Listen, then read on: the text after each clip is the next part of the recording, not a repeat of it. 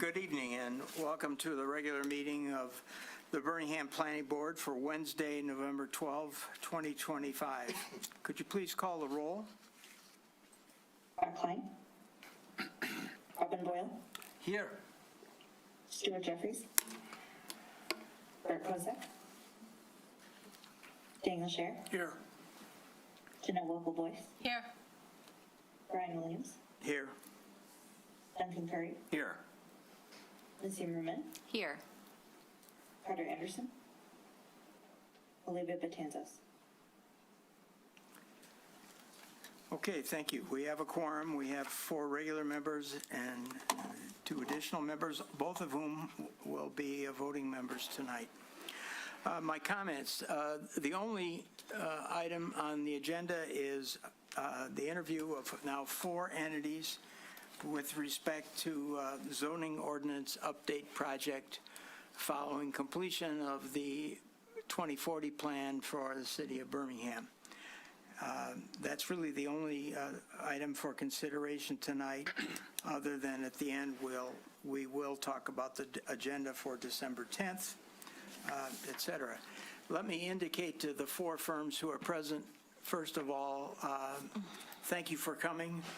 Thank you for the proposals that you have submitted.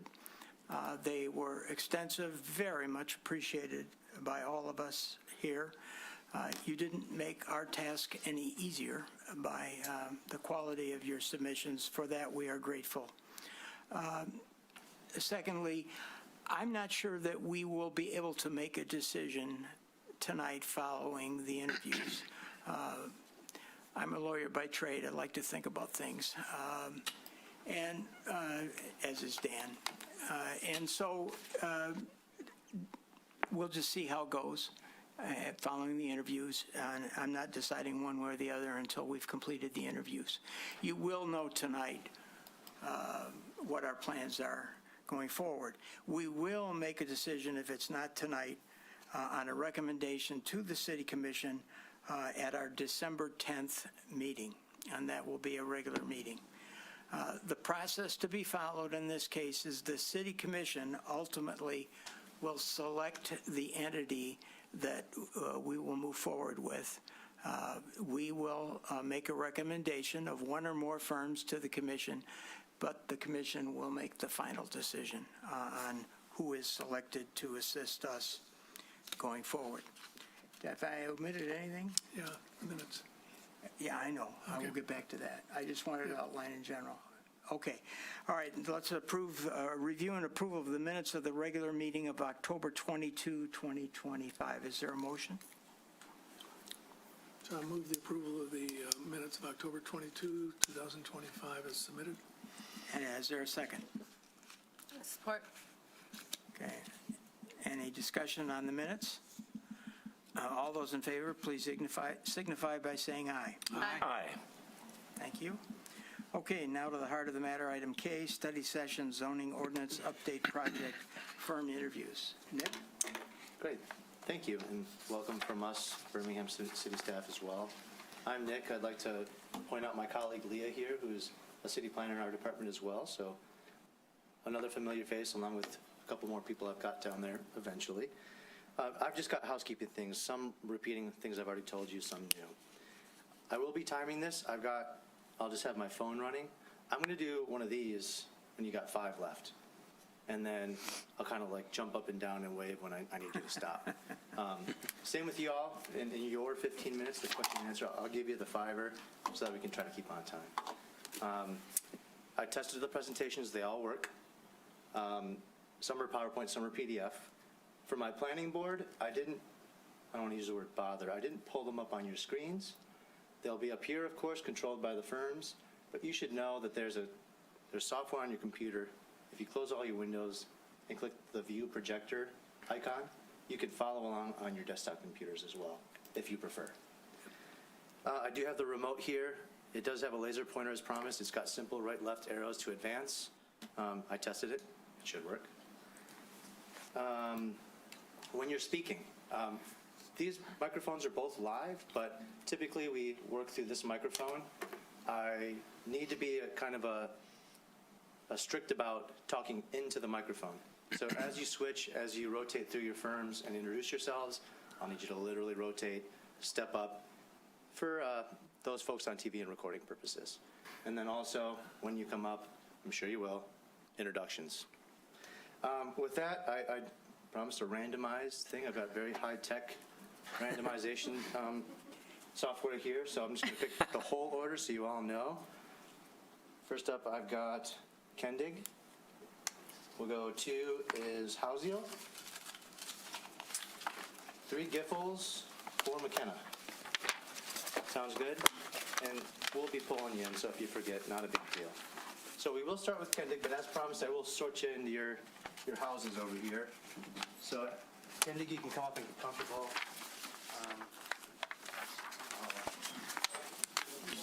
You guys can really think there's kind of a makeshift conference room over there, and then there's 2 in the hall. Projectors Two over here. So you can filter through. We'll see you soon. The makeshift. I just dragged the table into the manager's side. That like big brown table that was right there. It's pretty ghetto, but.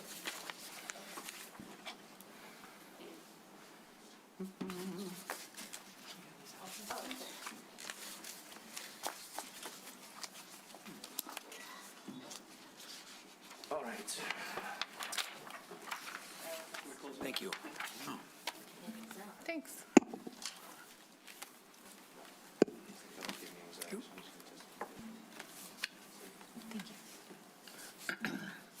So it should come up, right? See how testaments are. All right. Do you know how to do this? Afraid to try it. I don't, I'm not gonna. I'm just gonna file it. Thanks, though. Oh. Forgive me, y'all. My thing is already not working, so. Okay, maybe it's just where I was pointing it. Oh, you've got transitions. Super fancy. So you really have to point it that way. Okay. Towards the Toward the computer. I tried it like this. Is that? Oh, is that? Not that little black box. And the laser pointer should light up. No, the screen, yes. Thanks. If all else fails, I'll click before you, but, thanks for your patience on that one. I'll start the timer, and I'm ready if you guys are. Okay, you're on the clock. I always wanted to say that. Well, first of all, thank you so much for inviting us to be with you tonight. We're truly honored. You have an absolutely gorgeous community. I'm sure you are very proud. You've done a lot of great planning work, so we have really enjoyed driving around, taking a lot of photographs, and enjoyed in the community. I'm Brett Keast. I'm the owner and CEO of both Kendig Keast Collaborative and Encode Plus. I'm here to commit to you that we will work tirelessly and collaboratively with each of you, with Nick and with the staff, with your neighborhood residents, with your business owners, engineers, developers, and together we will create a zoning ordinance update that is uniquely Birmingham. We have done this work, as I think you've seen, 250 times over many, many years. No 2 of those are alike. So we feel like we should be 2 or 3 rungs up the ladder when we step foot in town of understanding the place so we can hit the ground running once we're here. We will rely on that work and the current and ongoing work that we have in Northville Township, in Portage, and next door.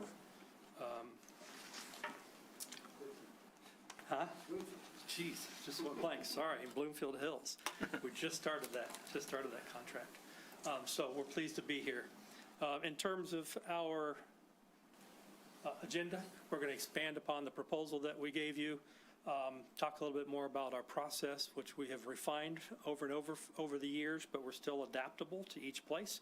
And the bottom line is the results. What's built on the ground at the end of this process is what's most important. You have a terrific fabric, so we want to complement and improve upon the character that you've already established. The people that you see in the org chart, if you will advance. Can you advance it for me, Nick? Maybe. There you go. The people you see here represents 155 years of planning experience. We have, on average, 25 years of experience in planning. I've been writing zoning ordinances for 37 years, all across the country in 42 states, including those that we mentioned here in Michigan. We hire people from the public sector. So we think it's very difficult to write an ordinance if you've never worked for a city. So we have taken application intake, we've negotiated with engineers and architects, we've presented to boards and commissions, worked through variance procedures, you name it, we've done it in our careers, and then we advance to consultants, and we rely on that work as we're doing this work. I'd like to introduce to you Steve Sizemore. Steve is our project manager for this project, and he's going to elaborate on our approach. Oh, I did want to mention that in your folders, there is an annotated outline, which is a proposed table of contents. It includes historic preservation, housing, and signage, should you decide to do a unified development code. And we've also provided an example of how we would be more articulate in drafting your code, including pop-up definitions and hyperlinks and things like that. So you can see an example of your current code versus kind of a reformatted or a reworked example. Those are in your folders. Good evening, everybody. It's great to be here. First of all, I love that it says a walkable city. My background in planning before I joined Kinder Keys was focusing on developing walkable cities, and so it's a wonderful vision and a great framework to work around. So the proposal outlines our general approach to the project, and so the next few slides I'm going to walk through a little more detail in terms of what that could mean for this code. So one of the key strategies is implementing the master plan, right? So we know the current code is based off of basically a hybrid approach. You have your regulating plan of the downtown and the triangle districts, and then you have the more conventional approach in the neighborhoods and the commercial districts, the other commercial districts. So our approach is to blend that together, obviously, with continuing on and expanding on the hybrid approach, but with more detailed on the form-based code approach, especially in the mixed-use areas that are so articulated in the master plan. So focusing in on the downtown, expanding on those regulating plans, but also detailing standards for the other mixed-use districts, such as Haynes Square, the Rail District, et cetera. Combined with the conventional zoning approach, and by that meaning expanding on the actual. I had it advanced, sorry. Oh, I'm sorry. So expanding on those, the actual standards and complementing what's in the community. So just kind of showing you what our thinking is on that approach. For example, on calibrating the housing component. Most of Birmingham is built out, the housing is, but in the mixed-use areas, there's still opportunity for infill and redevelopment. And so calibrating those options, expanding the housing types that are available, better definitions, better standards for that, making sure that those reflect what is envisioned in the master plan.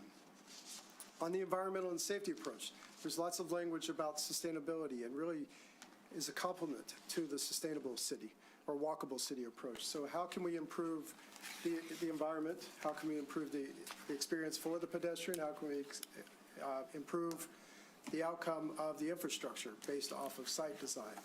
So, and also things like providing dark sky standards for residential neighborhoods. So going deeper, expanding on the existing site development standards you have. And then on the administrative clarity part, really making this code work for you. Making sure that it's easy to administer, that the procedures are clear and streamlined, and define all the roles and aspects that are composed of the code. So we've had a chance to look over your community here. Brett and I drove around today and got to know some of the areas we've been looking at from above, and really like what we see. So taking this hybrid approach further into those areas, expanding on those, but also focusing in on standards that complement the existing character. Birmingham is well defined with the streets, the tree-lined streets, and the grid and the parks and all the other components that make this such a livable place. So highlighting that and creating a balance of approach between the standards that expand on, that complement the existing, but also promote a more livable city going forward.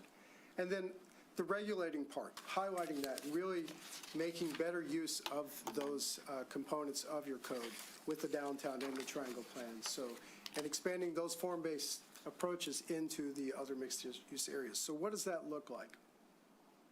So with these five or six areas that the master plan, taking those components into the regulating plans and a more unified approach to how form is integrated into the code.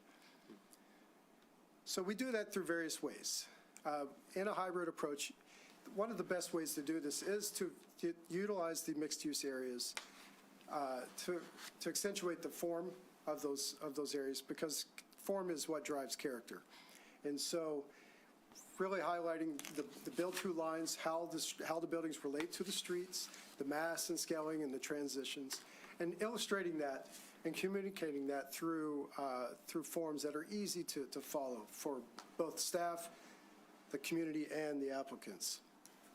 And then with the mixed-use emphasis, making sure that walkability is a component of that. And the regulating plan is just one aspect of that, but really making these standards easy to follow and less likely to be confused in terms of the language that's portrayed. So your downtown is unique. Brad and I were very impressed with you. You have very good bones. Our task would be to accentuate that, to really articulate that in the codes and make sure that what is represented is easily demonstrated in the standards that are put forth in the code, in the form-based approach. But in the process of developing the code, highlighting using tools like ArcGIS Urban to demonstrate transitions in height and massing in areas, and just to show how that could look with new development. And we like to say form drives character, not just use. Your existing code has a use base, but with form, it's really about how the building relates to the street. And by setting that in the code, you take districts, areas like Adams Square, that over time could redevelop it, and should it do so, how would that look? So you're taking one block at a time, and if the code is set right, as that site develops, incrementally it will build out into the blocks at a distance, at a height and a scale that is in compliance and transitions smoothly into the surrounding neighborhoods, to where it just becomes a part of the thread and the fabric of this community. The Haynes Square, which is in the same area, as part of one of these mixed-use districts, the code would, the form-based approach to that would focus in on, on infill housing and redevelopment of those blocks, and really focus in on the street-level factors such as transparency and such. The Burnham neighborhood is an example of the conventional approach, and just really quickly, the use is what drives the current approach to it, but in reality is you have two different zones in that district, and on the street level, the widths can differentiate what goes on in that. So by adding the form component, it can treat the scale and the transitions between that and make sure that those districts are more complementary of the desired character. We like to focus our process on collaboration, as Brett mentioned from the onset, and through that is the engagement process, and we work closely with staff. We pride ourselves as former public sector employees on engaging the community. It's a fluid process, beginning with the initial conversations of working with targeted stakeholders through an iterative process of drafting and feedback, working with the planning board and other stakeholders in the process. And then through the 18-month process, our goal is to provide a draft at the 16-month with the public hearing draft, in the beginning with phase 1 with the reconnaissance and the diagnostic report, and then through the months 5 through 15 is really about an iterative process of drafting in 2 modules, breaking it up with the Phase 3 being more on the adoption and support phase. As many of you may know, your current ordinance is already in Code Plus. We were contacted a few years ago because your ordinance was in paper and couldn't be updated, and so we put it in, but it is the most basic version of Encode Plus. We can make it a lot more powerful. We drafted in the platform. Nick can have access to it. We can work back and forth collaboratively. And we're done. We can have development calculators, GIS maps. You can type in an address. It'll tell you what regulations apply to that address. So there's a lot of tools there that we could build into this process. And in closing, I want to emphasize that the codes that we do are drafted specifically for the place. They're organized for that place. Obviously, we're going to be building on your current zoning ordinance. We're not throwing it out and starting over. You've got a wonderful community, so you've done something right in that ordinance. How can we make it easier to read, easier to administer? If we can find ways that we can streamline process so that developers coming in, redevelopers coming in, they have certainty and predictability, as do you. That's what they're looking for. Set the standard, set the bar where you're going to set the bar. We will meet it, but move us through the process and treat us all fairly. So if we can accomplish that, your administrative procedures are, a lot of text. We could consolidate that into tables, spell out the roles of administrative bodies, which you have to go to the city's website to figure out. It's not clear to me even the applicability of one design review board and one architecture review board and how they interact with the zoning ordinance. So making all that ultimately clear in a draft regulation. We feel like we've got the experience nationally. We could bring best practices to you. We've got experience here in the state of Michigan and directly next door, and we are focused on the outcomes. So we can use 3D modeling, as Steve talked about, to help people understand what things would look like and use view perspectives from their neighborhoods and so forth to help us in facilitating adoption of this code. So with that, we appreciate your attention. So we will now embark upon a Q&A session. So I have a couple of questions. We'll start with me. First is, can you explain, Brad, what your involvement will be and what the involvement of Brian Mabry, who was on the original chart, would be? Yeah. Well, unlike some CEOs, I'm hands-on. So I'm very involved, particularly at the outset when we're looking at districts and how we're going to calibrate all the standards and set everything up.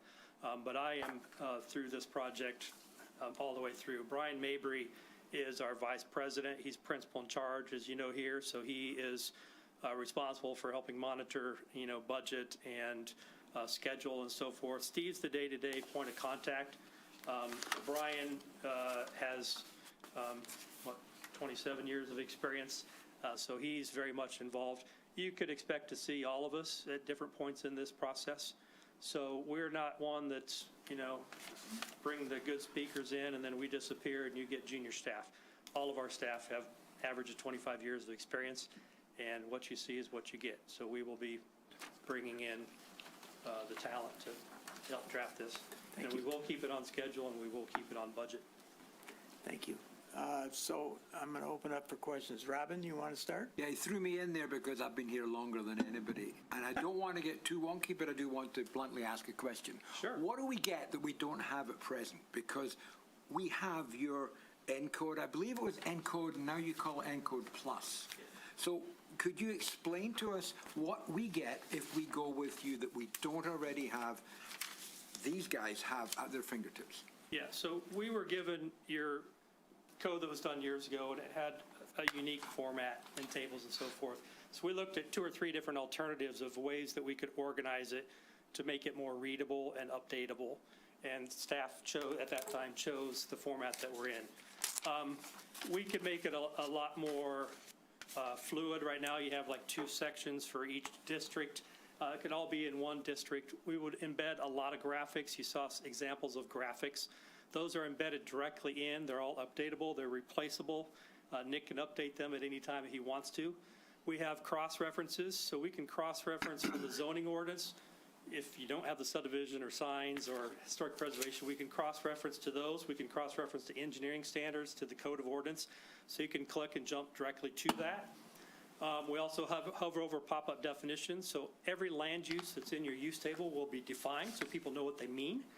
Right now, you have multifamily is 3 units and above. We think multifamily should be 5 units and above, and you have multiplexes in there that are 3 and 4 unit, defining row houses and townhouses and things like that. So you'll have definitions. You hover over that, the definition will pop up. And then we can also, we can export it to Word or PDF at any time. And we can also build in dynamic GIS integration, utilizing current GIS data. But what I mean by dynamic is we link the text of the code with the map, so that if your text is updated, your map automatically updates. If your map updates, the application automatically updates. So you can go in and you can click on a parcel. It'll give you Google Street View. It'll give you all the appraisal and assessor information. It'll tell you all the dimensional standards, setbacks, heights, whatever that might be, as well as all the permitted uses. Or you can just type in an address and boom, it'll give you everything you need there. You can click a little button, you can print out a report. We've got development calculators, so we can calculate parking, we can calculate landscaping, we can calculate signage. So somebody just go and say, I'm in this district, I'm building a hotel, and it'll say, boom, here's the signs that are permitted, how big, how tall, how much face area, where they can be placed, and here's the hyperlinks to that section of the code. So usability will be massive. Okay. It will change it. One very quick follow-up, because I know my colleagues want to get in there. Do you have recurring charges on Encode Plus? Yeah, I mean, they wouldn't change. You've already been paying that for the last 5 or 6 years. So that would stay the same. Okay, And thank you. what the things that we're building here is included in our fee. We have not included in the scope the GIS stuff because that's kind of beyond the scope of this project. But those are all available to you. If I could add something, in your packet too, comparing your current code to what we would propose, one of the key approaches is separating out the standards, the procedures, making sure uses are with uses, design standards are with design standards, to where there's not potential for conflict if you have them spread throughout the code. We like to put these in very particular places throughout, in the right place, to where it's easier to administer, and that's where the cross-referencing comes in handy. So the codes, when you go to update it, you don't have to seek ways to fix all the different parts. You fix it in one place. We don't want people to have to be doing this while they're trying to figure out what they can do, right? If organized differently in an online digital version than it would be in a paper version. So you can one click and you can give an assembly that I want to build in this zone, and it'll basically tell you, here's everything you need to know about building in that zone. Dan? 2 questions. With this Encode business, if we do a subsequent amendment revision, whatever, years down the road, my understanding, right, we don't have to hire you to do that revision, but we would have to pay to change the code. change the software, I guess, or whatever the, This gentleman right here can do it because it has public-facing side, and then it has a password-protected login.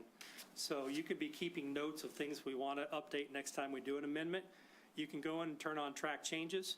You can do track changes. You can export that out so everybody can see the track changes. You can actually publish it to the public so they can see. And we can get comments from the public so people can weigh in. And that can all be done with your staff. You don't have to hire us. We don't have to come back. okay, Can I add, forgive me? sure, We could also ask them to do it. It's Right. not like they're going to drop it on our laps and abandon us. right, So in Bloomfield, we have do an that now. on-call agreement. yeah. So we can help them write zoning pieces if they need them. So secondly, your presentation focused a lot on the mixed-use district, the downtown. Can you give us just a brief sense of how you would approach the neighborhoods? Because one of the things that we worked on in particular with the master plan is to strengthen, for lack of a better word, strengthen the neighborhoods Yes. and their character. Yeah. Well, as we drove around, obviously, you're seeing a lot of tear downs and infill and redevelopment. Yeah. And some of these are of different scale and different character. Some of them are very modern. We don't know the extent to which the neighborhood folks are happy or unhappy with that, or how far you want to go in regulating that. We don't talk about neighborhood zoning in terms of use, because it's all single family, or even in terms of lot width. We talk in terms of character. The 2 photos we showed up there, you had 2 different zoning districts. The uses are all the same. The only difference was the lot area and the lot width. But what you get there is you get, in one hand, garages facing the street, and in another hand, garages that are detached that are back behind, so it changes the character of the street front. So we can draft whatever regulations you feel is appropriate and you feel is adoptable to help in those neighborhood areas. Our biggest thing is giving them by right. So if somebody wants to improve their property and it's not going to change the character of the neighborhoods, for instance, they want to build onto the back of their house, and they can encroach in. Or even if you want to do accessory dwellings, I don't know where you stand on that topic, but we've written regulations all over the country for that. They can do that administratively. They don't have to get a variance. So you can write those things right into the ordinance. So they can come in and say, I looked at your ordinance, it says I can encroach into the backyard to this, I want to build a family room, or I want to add on to my master bedroom. They can go to Nick and they can pull their permit and go. They don't have to come in for a variance. So we'll figure out what those things are. And then otherwise, if you want to do accessory dwelling units, we can figure out where those are appropriate, whether or not they're appropriate, what scale, what size, what height, how we deal with privacy, how we deal with parking, all those types of things. So we would spend a lot of time in neighborhoods. I suspect, since you're seeing a lot of infill and redevelopment, that there's probably some levels of consternation in some of the neighborhoods about things that are happening possibly. So, and lastly, you've got a program for community involvement, focus groups. How do you deal with inconsistencies where one focus group says one thing, the planning board says something else, John Doe Commissioner says something else? How do you deal with that? Well, our approach is to help build consensus. That's the goal, right? We obviously work a lot with planning board, a lot with staff, and make sure that it's reflective of what can be practical in the implementation phase, right? What could actually pass through you as a board, or what can pass through council. Obviously, there is going to be disagreement in the process, but at least to have understanding of where those disagreements are coming from and try to find a point that folks can agree upon. In the end, it is about basically complementing what is existing in Birmingham and making sure that it fits what the vision is for the city. Not everybody will agree. We'll never have a perfect zoning code, right? We can work on this forever. We'll never have a perfect. But what we will have is a code that is agreeable. They'll realize that I don't get everything I want, but I'll get the things that are most important to me. And we usually record what we hear in meetings, and we publish those so people know what's being said.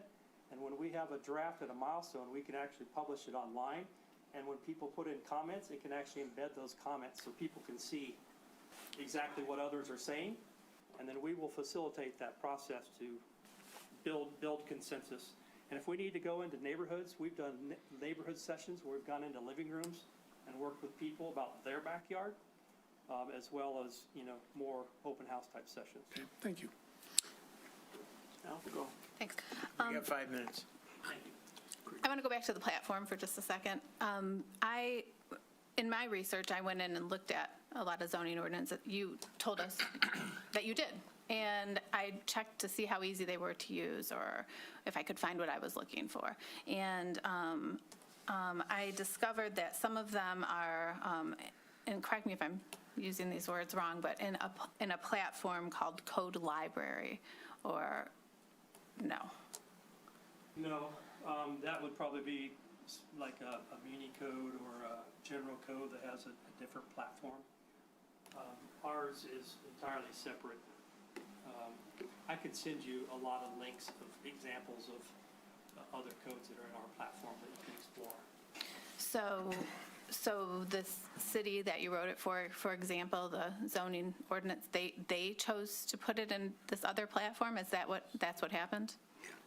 Some of them are very difficult to read and understand, Sometimes and they it have made me code of nervous. ordinances in a platform, and they choose at the end of it that we want to put everything all together in one platform. So they might put it in Unicode. These other platforms look like a typewritten pages. They're very clumsy to move around. The graphics flow off the pages. They're hard to print. Ours address all of that. And I will send Nick several examples that he can send to you so you can see exactly. So a good example, Lubbock, Texas, we wrote theirs. We did it in Encode Plus. The city clerk said, hey, our code of ordinances is in Municode. We've been with them for 40 years. We don't want two systems. In other cases, we have people say, we want to write our zoning ordinance in Encode Plus, and we want you to put the code of ordinances into it because we like it so much better. Okay, so that is what I found Yeah, then. Okay, we do a lot of that. thank you. Duncan? Hi, you're currently doing a zone ordinance update in Northville Township. Correct. What's the biggest pushback you've gotten from the community engagement? Ostensibly, you're doing that in Northville Township. Right. I've been working, this one is unique in the sense, I'm working most directly with their planning director. And so we did a deep engagement process on their master plan development. And she decided to not have as much. We presented to a combined planning board or planning commission with the code audit, but after that, we've really just been working directly with them. So the engagement part has not been as much of the scope in that particular one. That was a different scope than this, where it was Yeah. spread out over multiple years. Yeah. And we were more of a technical writer, and they were handling the facilitation. Right. That's a one-off. We don't normally do that, but that's what normally. Yeah, that's And he's the not project typical. manager. That's not typical. Okay. Yeah, another engagement question. For something like this, where maybe folks in the community don't think about the zoning code until they have to think about the zoning code, what are your strategies to encourage engagement, solicit feedback, stuff like that? Right. It's a good question. And we often say that it's hard to fully engage the community in the zoning code process. The master plan is a great place to do that, and with the idea that the zoning code implements that vision. However, there are ways to do it in ways such as in the process of kind of gauging interest through visual preference surveys, or through at least providing handouts or information sheets or information sites, pages that are available on the city's website that clearly explains the options or the draft. Just sort of summarizes it in a way that is accessible. At community meetings, just doing live polling on certain topics that you want to get further feedback from the community. Having focus group discussions where the questions are simplified in a way that it's not so technical with the outcomes that they desire, such as, do you like a house full of garages in the front, or do you want the garage tucked behind the facade? What do you prefer? We talk in terms that mean something to them. Right? We can't use all the planning jargon. We always say we speak resident, we speak engineer, we speak elected official, because we need to talk to them at their level about what they're most concerned about at their house or within their neighborhood.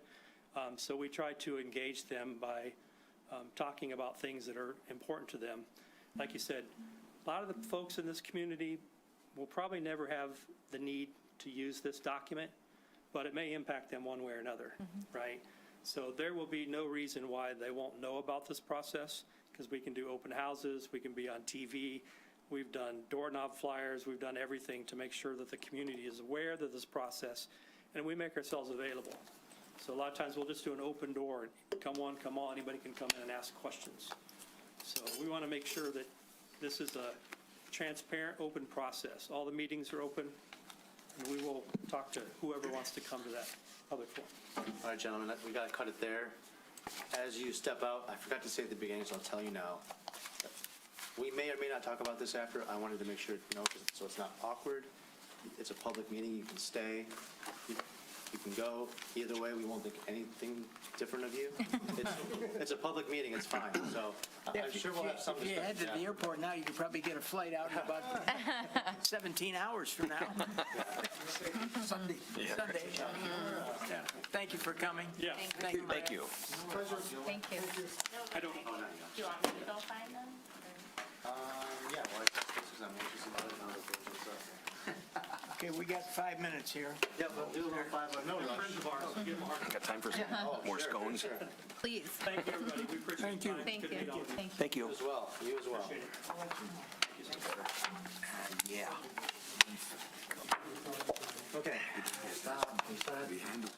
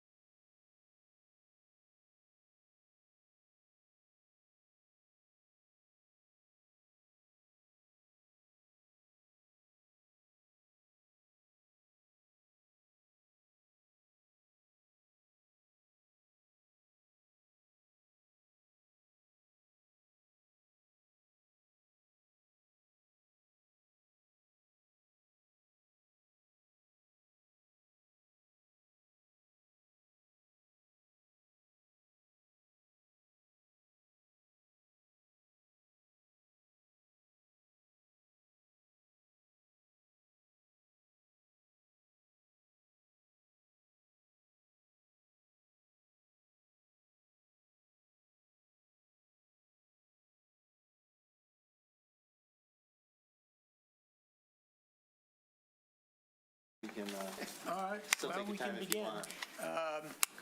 So,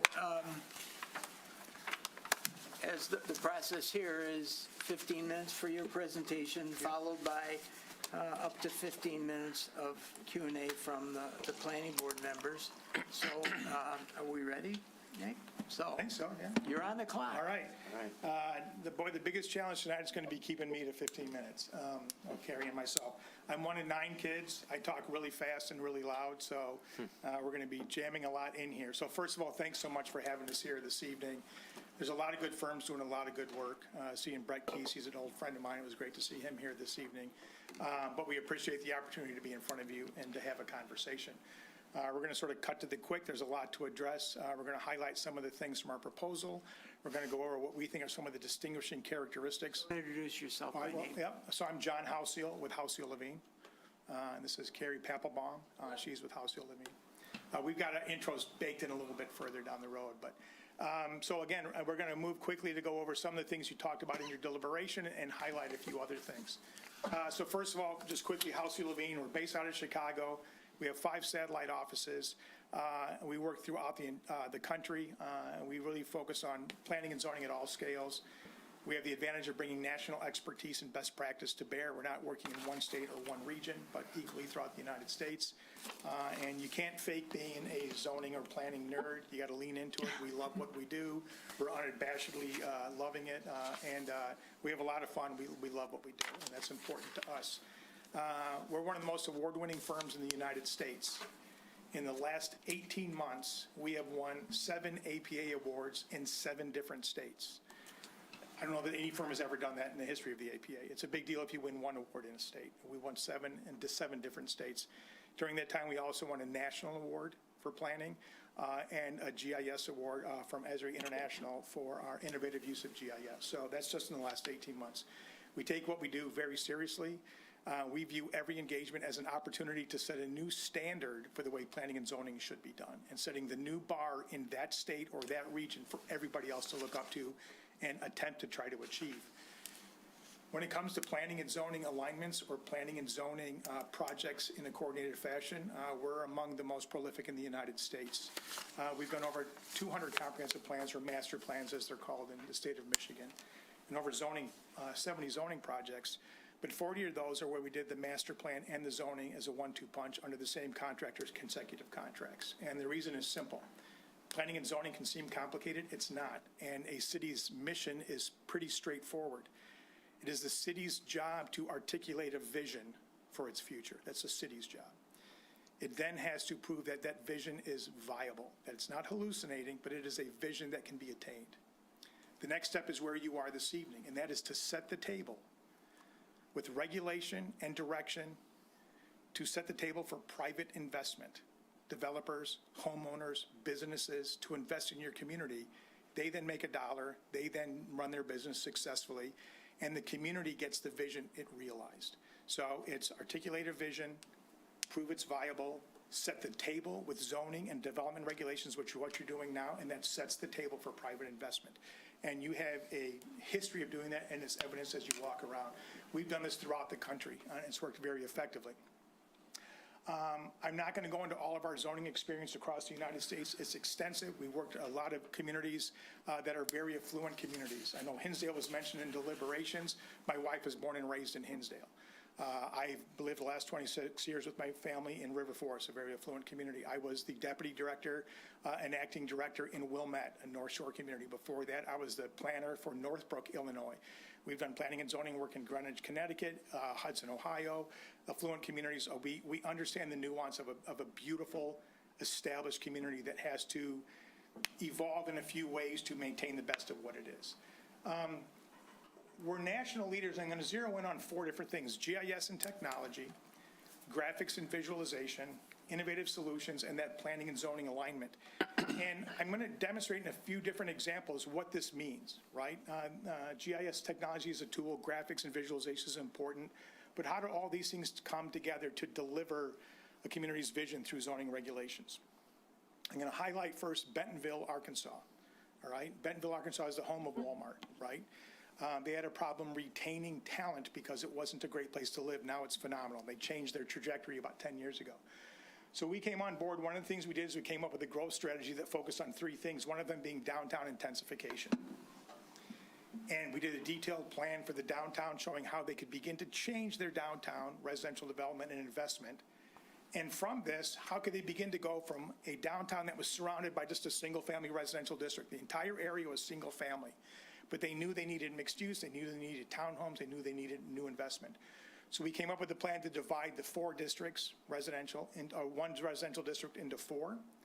We then did detailed GIS analysis to show where there was an alley, where there was a substandard lot, where there was deteriorated conditions, what the property width was, and then came up with a strategy showing different areas where missing middle housing could be incorporated into the fringes of established residential neighborhoods around a downtown or mixed-use environment.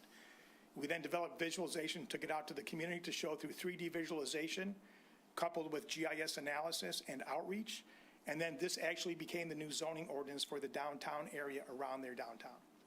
Another example real quickly is Eau Claire, Wisconsin, and this is in your example, but an example of not just zoning for the sake of zoning, but zoning to get something accomplished. And here, they needed missing middle housing, but they wanted to preserve their neighborhood form.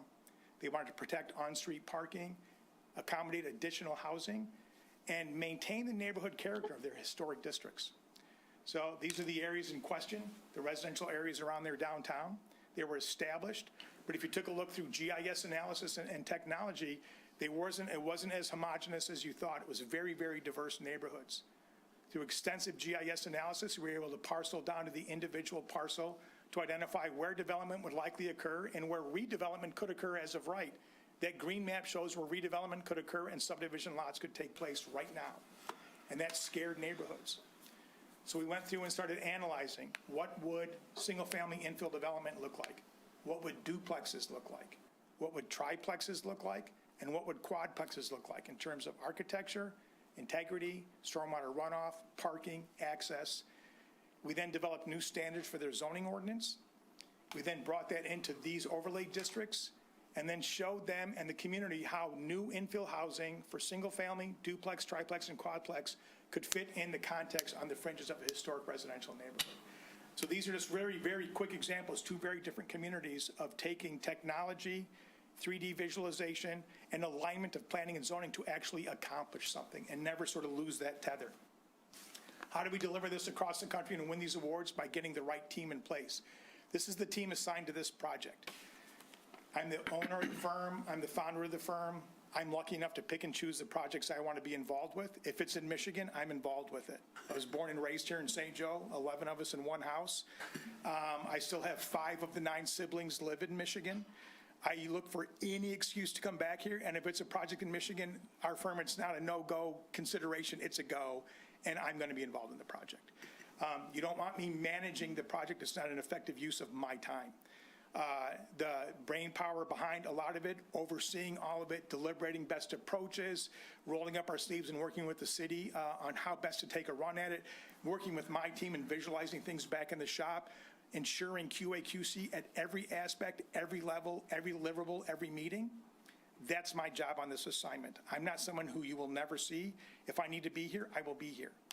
But I'm not the one you want coordinating emails, meeting dates and times, deliverable schedules. That's not how you want my time spent. You want it making sure it is the best absolute zoning ordinance Birmingham could possibly have. That's my job. And anything in Michigan, I ran Flint, I ran Traverse City, I've done projects in Detroit, I've done projects in Battle Creek, St. Joe, Benton Harbor, New Buffalo. If it's in Michigan, I'm involved. So like it or not, if we are lucky enough to get it, you'll see me here.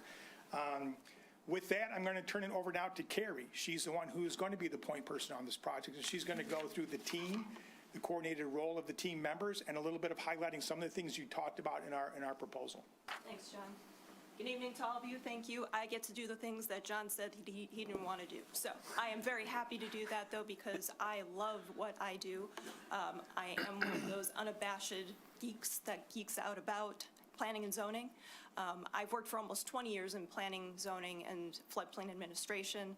I was essentially a one-stop shop in Vermont for many years, so that was anything from permit intake and review all the way up to presenting in front of the, they call it the Development Review Board there for any kind of proposal for development within the town, handling any kind of appeals that came forward. That also extended into my time at the City of Oak Creek for 11 years. I basically was the person who made sure that the department ran on a day-to-day basis. But that also included all the grunt work. So I looked at all the permits and I took in all of the applications, and I was the staff liaison to the Planning Commission. I was also the representative of some of those projects that went forward for Common Council approvals. So anything from, conditional use permits all the way up to PUDs. Thank you very much. So I am one of those geeks who's detail-oriented. That's one of the things that I love about my job. I get to be the one who leads this wonderful project team of geeks. So what do we do on a day-to-day basis? How are we going to get this going? This is the project team that's going to get it done. As John mentioned, he's going to be the oversight for the entire project, making sure that it is what it needs to be. But I'm the one that's going to be coordinating day to day with this wonderful team as we go through the process of crafting that zoning. You'll see Tricia Parks and Nick Davis. They have over 10 years each experience within the firm. They are going to be plugged in at different points along the process, doing QA/QC to make sure that that is where it needs to be for the city. So I want to go into a little bit of the scope of work because that's what we're here about, right? We did a detailed scope. We did that intentionally. We put a lot of thought into it because we want to make sure that this isn't ambiguous. You should know what it is that we're presenting to you and what it is that you're getting out of this project. That being said, though, that's not going to be something that is written in stone. We very much want to be able to tailor it and work with you in order to make sure that it is what you need it to be. One of the questions had to do with the ZPAC and ZTAC. That's essentially what we were calling a steering committee. The ZTAC would be a group of professionals who have some certain expertise. But again, if you have that already built into your planning board, that's something that we can certainly talk to you about, and that would be your steering committee. We can certainly talk to certain people during focus groups if that's what the process is that needs to be. Community education and engagement, that's where we start. It's the core, it's the heart of what we do. We have to go to with the people, understand what the issues are so that we can craft solutions and help the city achieve the goals in the comprehensive plan. Want to highlight Eau Claire, as John was mentioning earlier. The communications that they had, they really wanted robust communications because this was a big deal for them. They were updating their code. The first time in 100 years, they had a suite of communications. We can deploy a lot of those, anything that's going to work for the city. So if you found that in the past certain things worked better than others, we want to make sure that we incorporate them. Also want to make sure that we do things that are fun, that are engaging, that get people wanting to be involved in the process. So in Eau Claire, it was, hey, let's pop in and have some popcorn and talk about the issues. Let me float some ideas past you. Talking about issues before you even get into the zoning code itself. Same thing in Thornton. What are the issues that are important to the people? How do we provide flexibility and speed up the processes? How do we talk about the issues that are on the lips of the people every day? Decreasing traffic, making housing more affordable, talking about issues to get at solutions. But innovation and also bringing in those traditional tried and true methods of going to the public, getting their opinions through open houses, quick opportunities for people to just participate by visual preference or putting a dot on a board, just getting those options all on the table to create this user-friendly ordinance. So some of the things that we do, we really lean into graphics to help illustrate what the text is saying. We want to make sure that the text is clear, concise. You shouldn't have to have a degree, although I do realize that we have 2 attorneys on the planning board, which is fantastic. But it has to work for everybody. 3 attorneys. Wow, you guys are really on it. Guys, We suffer. We suffer. It's a blessing and a curse. But everybody should be able to use and administer and understand the code. So we really want to make sure that we're leaning into these graphics to help illustrate the concepts that the text, although clear and concise, can help just hammer home what it is we're trying to achieve. That goes into sign standards as well. We included the sign standards as part of our proposal.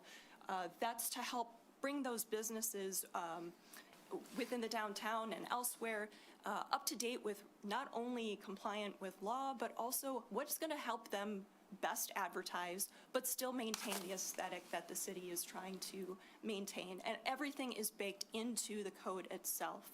And of course, the process and the administrative procedures, they're incredibly important. Everybody needs to have fair certainty about what it is they need to do. So what we'd like to do is streamline even just the code itself, allowing people to do kind of a quick review of what it is they need to do.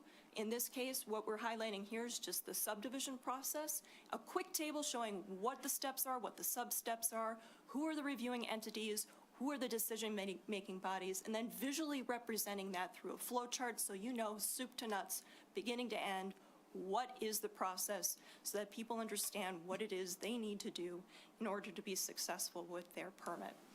I want to thank you all for your time and attention. I know that was really quick, but we're really excited. I hope this shows just how excited we are. We could talk for hours about this, but I think what I'm going to do is now turn it over to John for some closing remarks. If you can make them quick, John. Yeah, all right, so again, we threw a lot at you, we appreciate it, we can jump into Q&A, but I want to reiterate one thing, we've worked with more than 450, and now it's probably well more than 500 cities across the United States. Extrapolate the math, that's thousands of municipal staff that we've worked with. One of those people being Carrie, and the advantage is we get to see the best and brightest, like Nick, that municipalities have working for them, not as consultants. But we then, after engaging them, have the ability to reach back out and say, we'd love you to join our team, because we were so impressed. We did a comprehensive plan with Carrie and Oak Creek. We then followed up with a zoning ordinance with Carrie in Oak Creek. And after that 2.5, 3-year engagement, we were so impressed. We're like, you were in Milwaukee, you need to join our firm. And we're fortunate she did. So we're glad to have her as the project manager for this. So with that, I'll turn it over, Mr. Chairman, to Q&A. I'll give you the $10. I promise you to say Thanks. that. Okay, let's start with Robin again. What do we get at the end of this process? What do we physically get that's going to make our job and the job of the architects and the developers as they come in to read their code? Explain to us how we improve what we've got, and if I might say, simplify what we have. We've got 260 pages. We want to see something different that is going to make our process better. Could you explain that a little bit more fully than you've done? Yeah, I'll touch on it a little bit, and then Carrie can jump in as well. One of the hallmarks of our firm is user-friendly ordinances, and she was sort of joking about not needing to be an attorney to interpret a code, but that's dead serious. We've run across some codes that were just monstrous. Here's a definition: a non-mechanical elevated fabric drying device. All right, that was a definition the code we recently did. That's a clothesline. Needless to say, that ordinance was written by a law firm. It's got to work for everybody. The stay-at-home dad that when his wife's away working, he's trying to figure out if they can build an addition in their backyard, and he's looking at the code online to see if it works. A business that wants to do outdoor dining and can navigate the code. It's got to work for everybody. It can't be complicated, and we live in a visual world. Our phones, online, tablets, it's a visual, communicative world, which is why from the day one, our priority founding principles, one of the 5 was technology integration. The other one was graphic communication. And we've been doing that for 21 years because it's got to be easily understood by everyone. Clear, concise, non-complicated. Zoning is not complicated. It needs to be written to deliver a comprehensive plan and a community's vision. It's a tool. So we never lose the tether between planning and community objectives and what a zoning ordinance needs to do. You've got some mixed-use districts in your code right now that leave a lot to be desired in terms of they're pretty complicated. And Carrie can talk a little bit about just some of that we can unpack pretty quickly. So, streamlining the process is something that we have to be very closely working with staff, with you all, just to make sure that we understand what are the processes that are working, even just parts, things that really do need to be improved upon, and then just things that, what are best practices that are we see throughout the country. But in terms of streamlining your code itself, making it user-friendly, 200 pages, that's a monster code for anybody to try and go through, let alone somebody who might be looking at the same code for 10 years and administering it and applying it on a day-to-day basis. Some of the things that you can do in order to streamline your code is consolidate where you have your standards. One of the things that I noted was that there are multiple places where you have kind of the same standards. So people are flipping back and forth trying to see what standards apply where. If you have some place, and maybe this is something that we can talk about, just exactly what would work the best for Birmingham. But if you have a table of standards or a series of tables of standards, that allows people to, at a glance, kind of take a look and say, this is what my setback is in this district under this situation. That doesn't mean that other uses can't also have supplemental standards. You can get at other development types that might have some different applications to them, but some of those things are just making sure that it's easy to see, reference, even if it's outside of the code. If you hand somebody a table and say, generally speaking, these are your dimensional requirements, you may have some other things that you have to do. Maybe there are some architectural or site plan review type things that you have to do, but this is something that's a quick reference.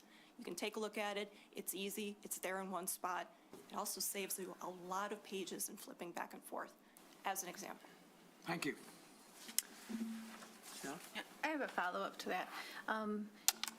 In my job, I'm often reading and looking for these things, like all the time. So that's the approach I took. I went to some of your zoning ordinances, and I was excited to go through Cary and through Hillsdale because Hinsdale, I beg your pardon. The demographics were somewhat similar to ours. I think maybe we fall in the middle of those two communities, as best I could tell. But population-wise, whatnot, downtown, some similarities, right? So I struggled with Hinsdale. It was really difficult for me to figure out what I needed to figure out. And following up on what you just described, for example, when I went to the tables that described your bulk space and yard requirements, simple descriptive words like foot and area had between 1 and 16 footnotes attached to them, right? Some of them had 8 footnotes. For 8 other places I had to go to look to find out what was going on. And so my question is, how could Birmingham's be different, or would we expect to see that? I worked on both of those, if you want that. So, you looked at Cary, you said, right? Mm-hmm. Yeah, it was easier. Yeah, Cary's, so I'm glad you said that. And the other one you looked at was Hinsdale, right? Yeah. We didn't write the code for Hinsdale. We did a zoning and regulatory strategy for an Ogden Avenue plan we did. We did a regulatory strategy for one specific thing. I see. So you just referenced a code that probably would have benefited had we done it. We did not do that. So good to know. It was sad to hear that you had trouble with it, but right now I'm sort of thinking like, because we didn't write the general zoning ordinance, we did. Sometimes, as I did like in Bentonville, it was a specific issue they were really struggling with. They said, time out, can you fix this from a regulatory standpoint, a zoning standpoint? So we fixed a specific problem. That's that tether between zoning and planning, that alignment, that implementing planning through good zoning. We did it for Ogden Avenue corridor, for Hinsdale. We did not do the general code. So what were you referencing was something that somebody else did, not us. So I'm kind of glad you said that it wasn't good, because it wasn't us. Cary, I was the lead project manager and author for Cary, Illinois. Okay. Thank you. Dan? So if we were to hire you folks, what are the most important thing or things that we need to be writing you about to make sure we get what you're promising us? I think the biggest thing that we need to know is we need to understand the issues. We need to understand what it is that you're struggling with that we can help find solutions for, and some of that is also going to come from the community. What are they struggling with your current code? What works really well? If there are things that work really well, we don't want to mess with something that works. I mean, don't fix what ain't broke, right? But there are also improvements that we can do along the way, but I think that open communication is going to be key. We need to make sure that we maintain that, and that's my job. Make sure that I'm working with you, that I'm communicating with you, that I'm working with Nick to make sure that this is a product that works for Birmingham. And you only achieve that through constant communication. So if we get the information that we need, dialogue back and forth, question and answer session. If we need to have a focus group, if we need to come in and talk to you all 2 times a month, 3 times a month, if we need to do virtual meetings, we'll do it. Yeah, I think what I would say real quickly is you won't have to hound us to do anything. Our communication is too fluid and too ongoing. Engagement isn't a point in the process, it's an ongoing dialogue. It's fluid, it's nonstop from cradle to grave. It is ongoing and it is continuous from the get-go. So you won't have to be writing us to do any of this. And the main thing is that cities fall into trouble with is they don't understand the assignment before they start talking about zoning. And what I mean by that is they'll be like, oh, the setbacks ought to be 12 feet. No, they should be 15 feet. It should be variable percentage, no more than 25% of lot width meandering to either side to create articulation. And they will get into knockdown, drag-out discussions about side yard setback. But at no point did somebody say, what do we want to accomplish in this neighborhood? What are we trying to achieve? Get consensus on that, the non-zoning discussion. And then you could say, oh, okay, the consensus is to have a natural rhythm of built form to open space. We get that rhythm, that historical rhythm of the neighborhood. We'll come back with some ideas on how, from a zoning perspective, you could deliver that rhythm. But you don't get into the weeds off the bat. You make sure there's consensus on what it is you are trying to achieve. And it starts with working with Nick and his staff and Carrie and the team and myself to make sure we're on the same page and we know what we're trying to accomplish. Then we can discuss and visualize possible solutions on how best to deliver that based on what it is we're trying to accomplish. So it's understanding and ongoing dialogue, not getting into the weeds too quickly. That's a kiss of death. Thanks. Yeah. Another sort of engagement point, I really liked the examples you showed of, like your creative flyers and things like that. One of the things that I think a lot of us would agree is like super frustrating. We see all the time, we hear from residents who come in and say like, I had no idea that you did this. And we're like, we did this 3 years ago and it took us 3 years. And like, what do you mean that you didn't know about this? And so, people are busy. We're in our phones. They don't pay attention to pieces of paper stuck on a wall. So like, what are your best practices and kind of go-to methods to actually get people interested and engaged in something, that you've admit is like sort of nerdy? Yeah, well, super nerdy. Not one size fits all, right? And sometimes you need to hammer it home. You need to just be out there all the time. If it's flyers, if it's social media, if it's going out to the community and doing, like we said, going into the cafes, going to get coffee, going to the library, go where the people are already. And then you get people, by word of mouth who end up spreading that. There is such a thing as planning fatigue, though. So we have to be cognizant of the fact that we want to make sure that we're continuing to allow people to participate, reminding them that the process is still ongoing. And we just have to make sure that we're creative and applying different methods. But that's why I said, if something you've tried before in the past and you're just like, this isn't working, we're not getting the feedback that we wanted, the participation that we wanted, let's not keep doing that. Let's try and think of something new. We're not above, saying like, hey, we tried this, it didn't work. Let's try something new.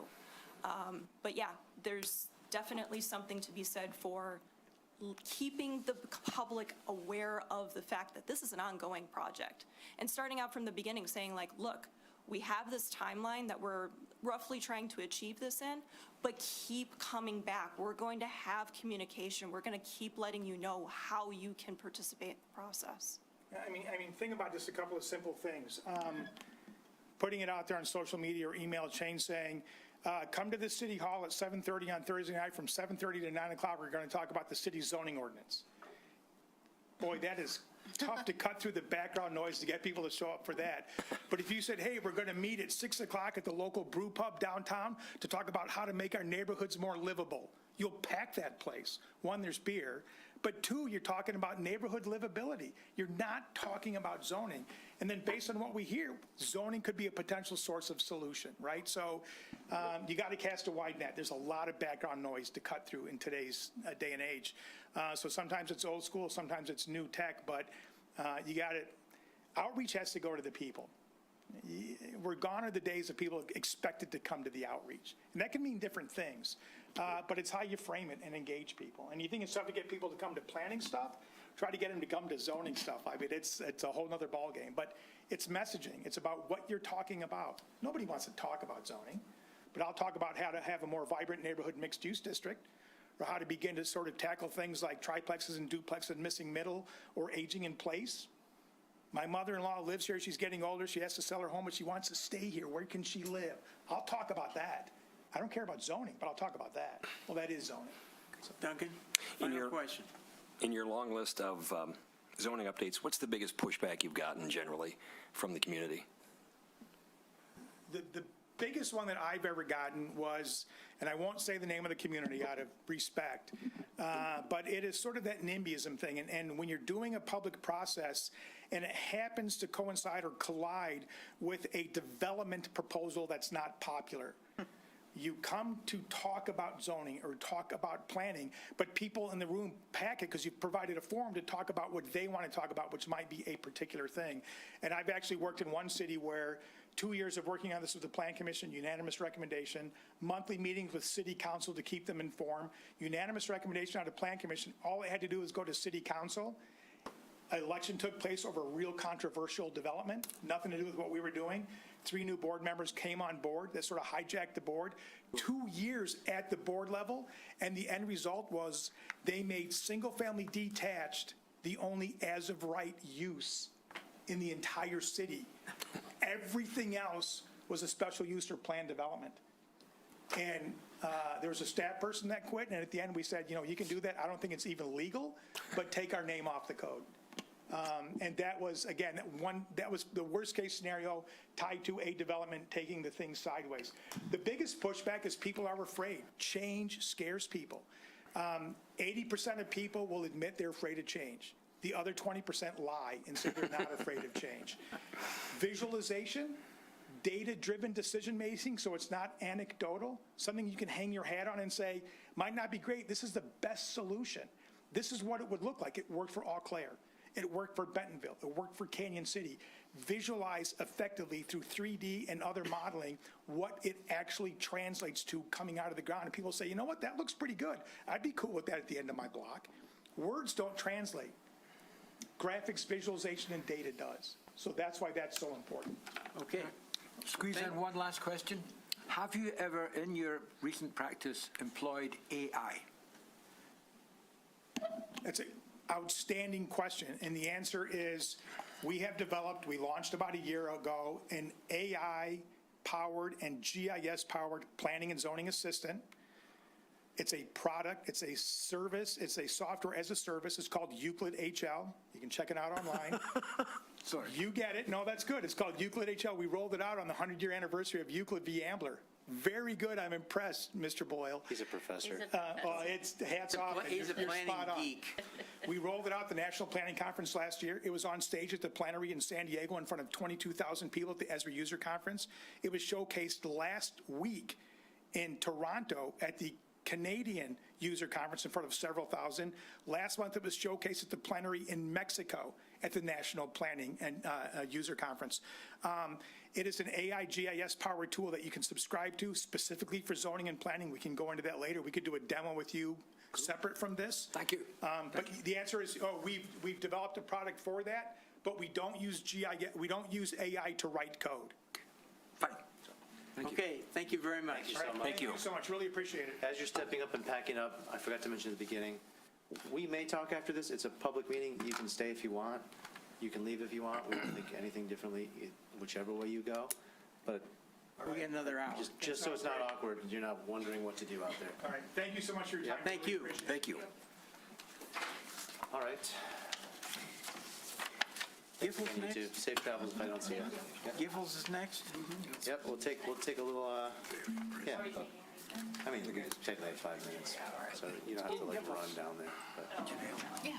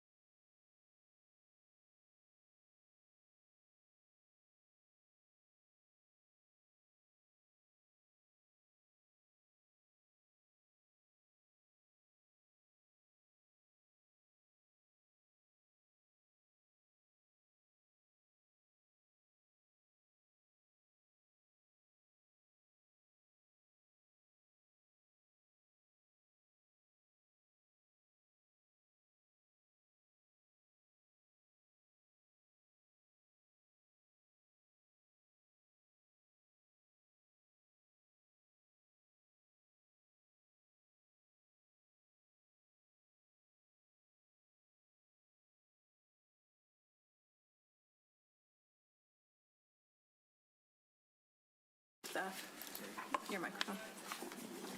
Are we back on? All right. Recording in progress. That means we're live. Great. It's not Memorex.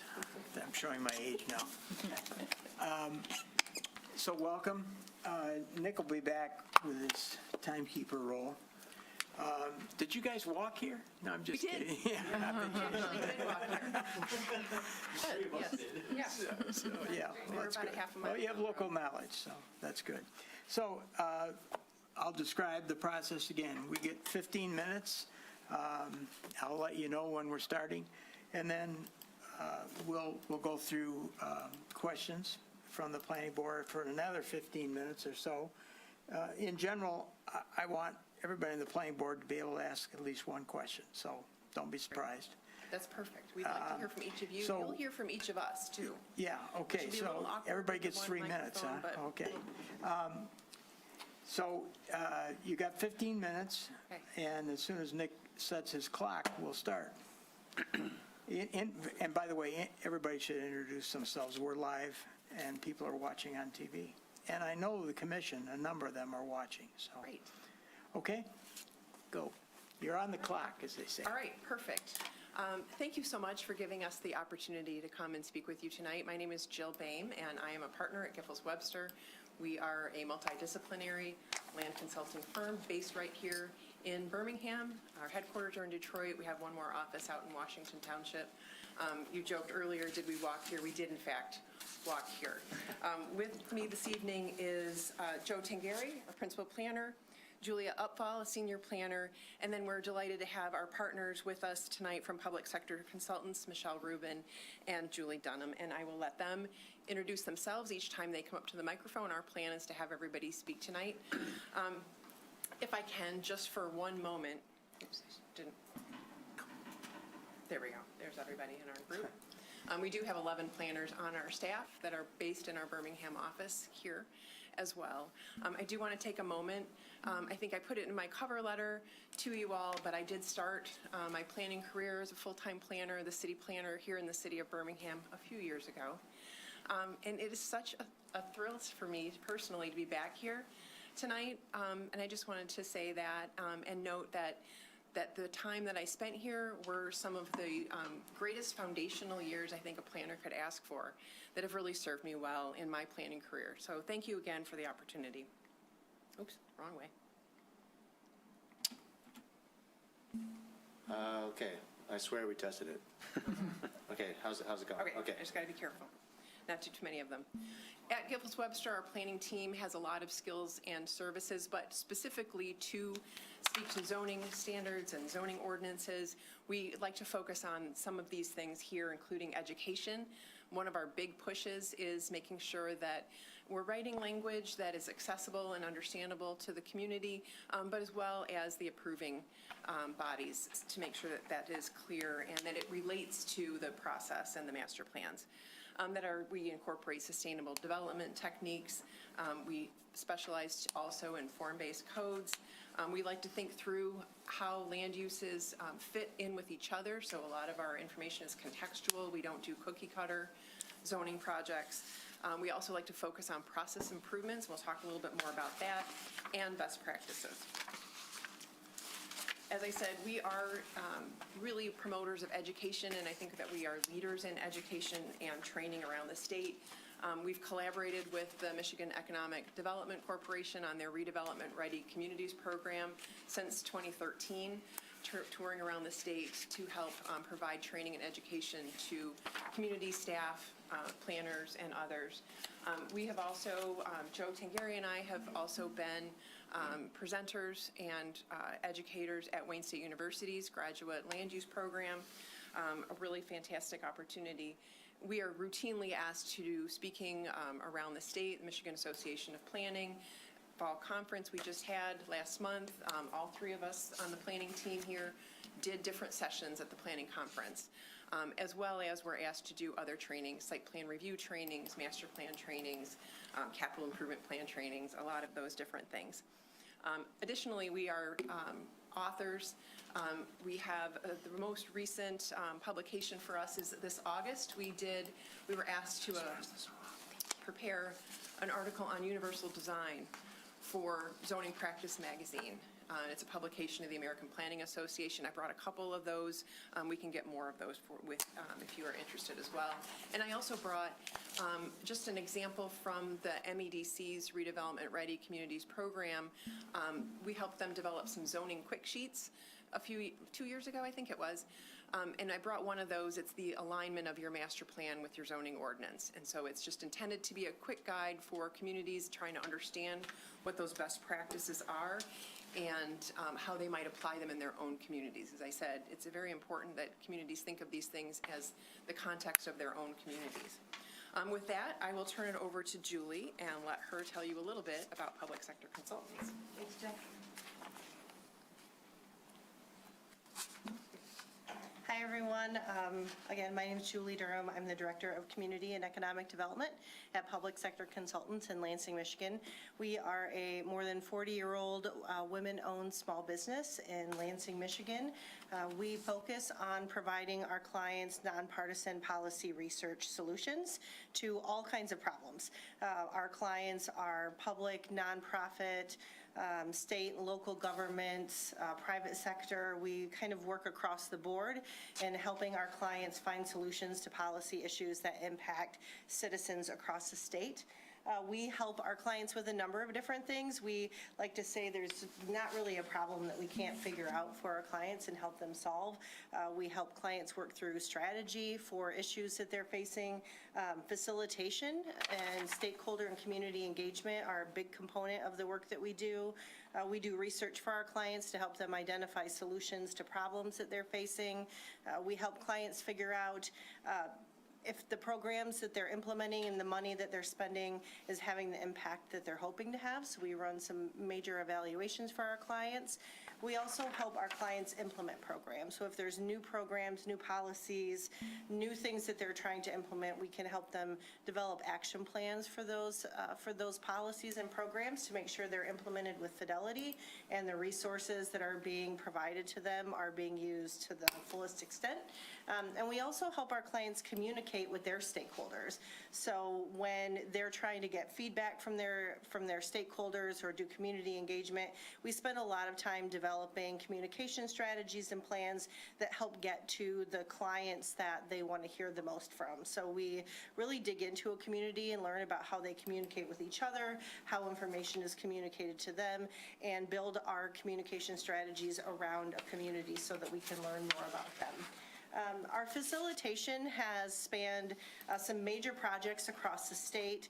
We most recently completed a community conversations for economic development in the Tri-County area around Lansing, and we had some major focus groups that we hosted as part of that feedback and had some really lively conversation with community residents. So we have a lot of experience in working with clients whose residents are incredibly engaged and have strong opinions one way or another on which direction a policy or a program should go.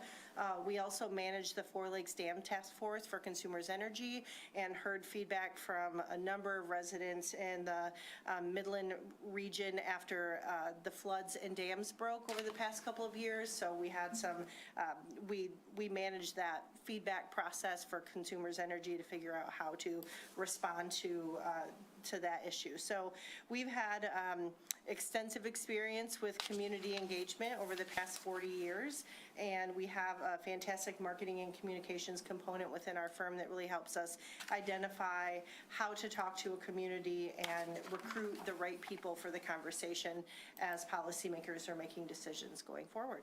So we are really happy to be a part of this project. Thank you. Hi, everyone. I'm Julia Upval. I'm a senior planner at Giffords Webster, and I have the clicker. So I'm not going to belabor this. It's our approach here. We have 8 steps that we've shared with you in our proposal.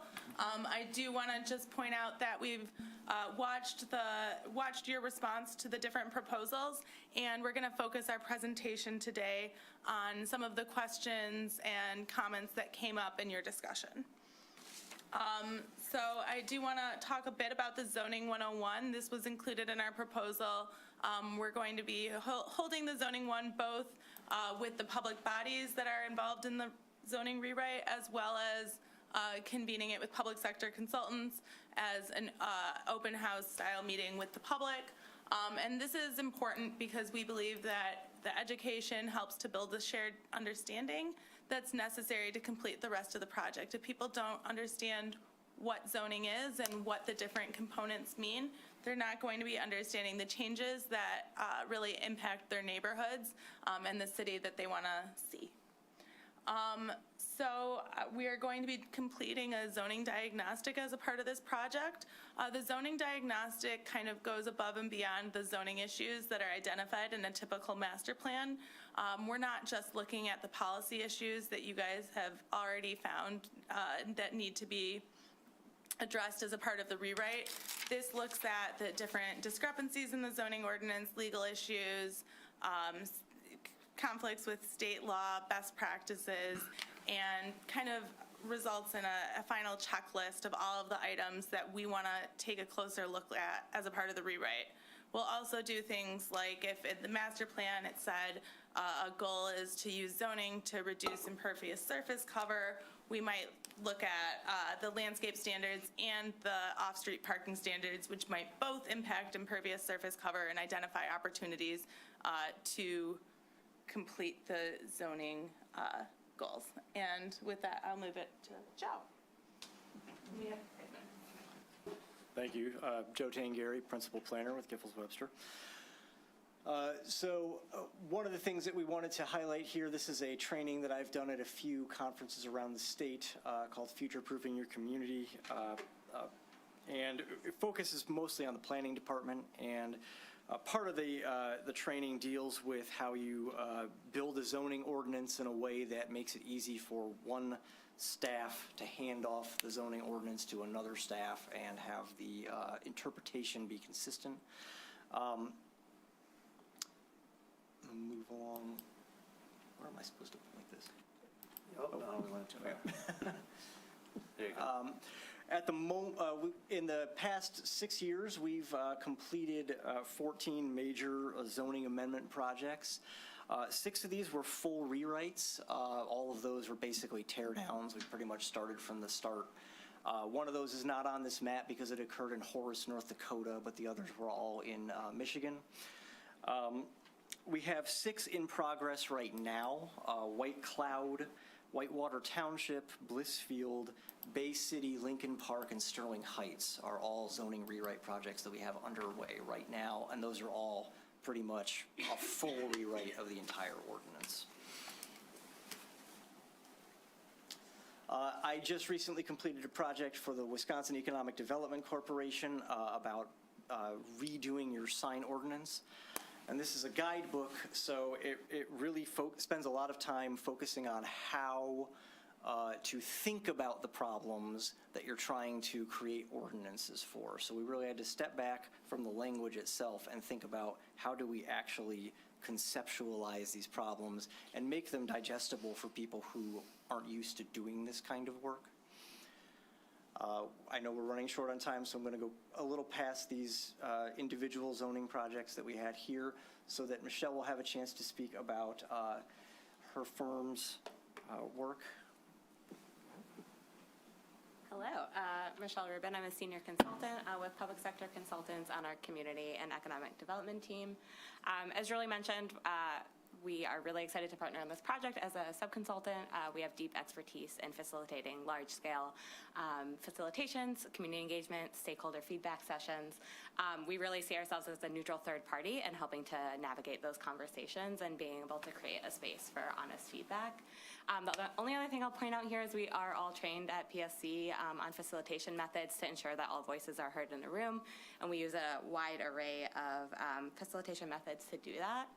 Some of them which are on this slide. So and the font is all messed up here, but my apologies for that. So as Julia was mentioning, zoning ordinance really allows for a bit more of that kind of in-depth engagement. So we really designed our community engagement strategy for this project to be really adaptable. That is why you see a list here on the left of all these different types of engagements, from public meetings to more topic-based threads that get a little bit more in the weeds on specific topics that are of importance to the Birmingham community. And then we are really excited to partner with Giffords Webster. We have a kind of a clear outline with regular check-ins, ongoing communication to ensure continuity with two firms on the project, as well as clear roles for who's on first, who's on second for engagement. Right. This is like the fastest thing ever, but it's great.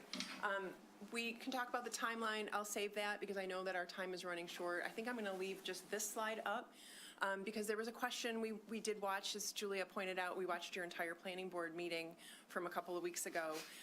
And I know that there were questions about the clear zoning ordinance and whether that was a requirement of using our services, and it is not. We can talk through what that looks like. There would be a reduction in the fee, of course, and a little bit shorter of a timeline. But I did want to highlight the clean simplicity of the clear zoning ordinance, really making it accessible for all users. So that's our applicants, but also our community members and our approving bodies to make sure that everybody is on the same page, if you will, with understanding what the code allows and how to get things done. So I will leave it, I think, with that, and then I'll leave maybe that one up so that we can have that. And then I think we're just right at the 15-minute mark. So Literally. Perfect, yeah. we did it. All right, so we are happy to answer any Robin questions. may want to follow up on your last discussion Yes. point. Yeah, if you could stay there just for a minute. Absolutely. I was asked to sort of try and get a sense of our product. Yes. What do we get at the end of how many months we spend on this? And I would like you to talk a little bit more about clear zoning. And if we chose not to go down clear zoning, what would be our product? What would be the revision to that 260 pages of closely printed words? I'll answer the first question is what is the document? What is the clear zoning ordinance? The clear zoning ordinance will take your ordinance apart once it's completely written and break it into the 7 articles. That's one of the features of it. We think that that's a very intuitive approach to organization of the ordinance, allowing people to find the answers to basic questions in a more intuitive way. In our districts, you may notice that we have a 2-page spread. So if someone opens the R1 district, they'll open it up and it'll be 2 pages. The left side page will be all the uses that are permitted. The right side page shows a graphic with the setbacks, key information. That way, if someone goes to that, they get an instant idea. Okay, I know what we have here. We've got the use matrix. Somebody wants to build a restaurant. They go to the use matrix. Where can I do that? They can see the use matrix, and at the top of that is the districts. They can click that, and they can go right to those districts. We have the interactive map, which is another great feature. Someone is looking for a specific parcel, they can put that into the address bar. It'll pop up. It'll show what the property is zoned, and then allow them to click that, and it'll go back into the spread. One of the nicest things, and I think one of our favorite aspects of it, is what you see is what you get. When someone sees something on the screen and they want to print it out, it will print exactly the way it looks on the screen to them. And we think that's a real helpful tool to help people visualize and understand how things go together. The next question was, what happens if you don't use the clear zoning? What is the deliverable? And we'll work with you on whatever the preferred format is. If it's Word, if it's a PDF, whatever format you need, we can do that. And here's the confusion. Yes. In that we already went to another consultant team to update our ordinance in such Years ago. Pardon? Years ago. Years ago. Yes. I believe it was 2005? Right. 2006? How does your ordinance, without clear zoning, how would you work with what we've already got, which is a product that came from another company? Well, it's our understanding that you're using the ENCODE platform. Yeah. And if you are going to stay with that platform, that we'll work with you to deliver that, the text for that in the way that fits your code. We are used to working with communities on a variety of different levels. So some of them use MuniCode, some of them use American Legal. Yeah. We deliver it in a format that they can use. Thank you. Yeah, consistent with the codification. That's what I wanted to do. Thank you. Yes. You're up. He asked all the questions I had. Okay. So thank you. Anything else, Rhonda? Dan will have a few. I got a couple. Okay. Great. We're at the lawyer end of this now. Wonderful. So we have questions, not necessarily good questions for planners, but questions. But they're questions that we need to think through. So we value our legal team's input. Good. So in the community engagement process, a variety of opinions surface. How do you anticipate dealing with disparate opinions, some of which may be inconsistent?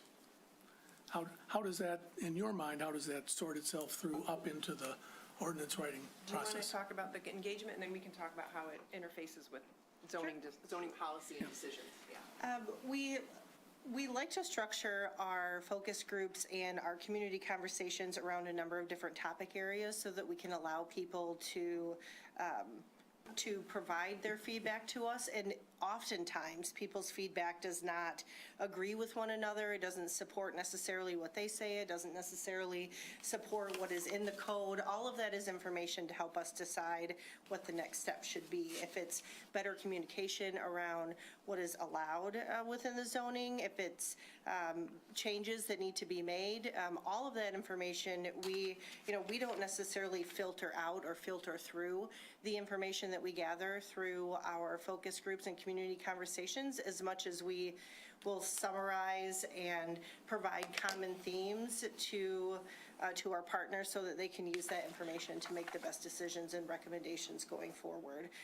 We have encountered a number of conversations where it gets pretty heated in the conversations. These are things that matter a lot to people, and decisions can make them feel a lot of feels, right? So we have a lot of experience in creating a space that allows people to feel comfortable sharing things that might be difficult for them, or to have space where they disagree. We start each of our community conversations with a core agreement with everyone that's participating on sort of what the rules of the road are, how we're expecting each other to show up in that space, respectful, honesty, speaking up and then stepping back and let other people have an opportunity to share. So we have all of those sort of tools in our toolkit to make sure that, one, there's not, one or two people dominating all of the conversation, but that also we keep the conversation respectful, and then we capture all of that information and summarize and find common themes that we can share back with our partners to make recommendations going And forward. who in this construct are the partners? Is that Giffords Webster? Yes, Okay. yes, yeah. And then, I guess, Jill, if we were to hire you, what are the things that you need from us, and what are the things that you would expect from us to help you to deliver the best product? Oh, that's a good question. So what do we need from you? I think,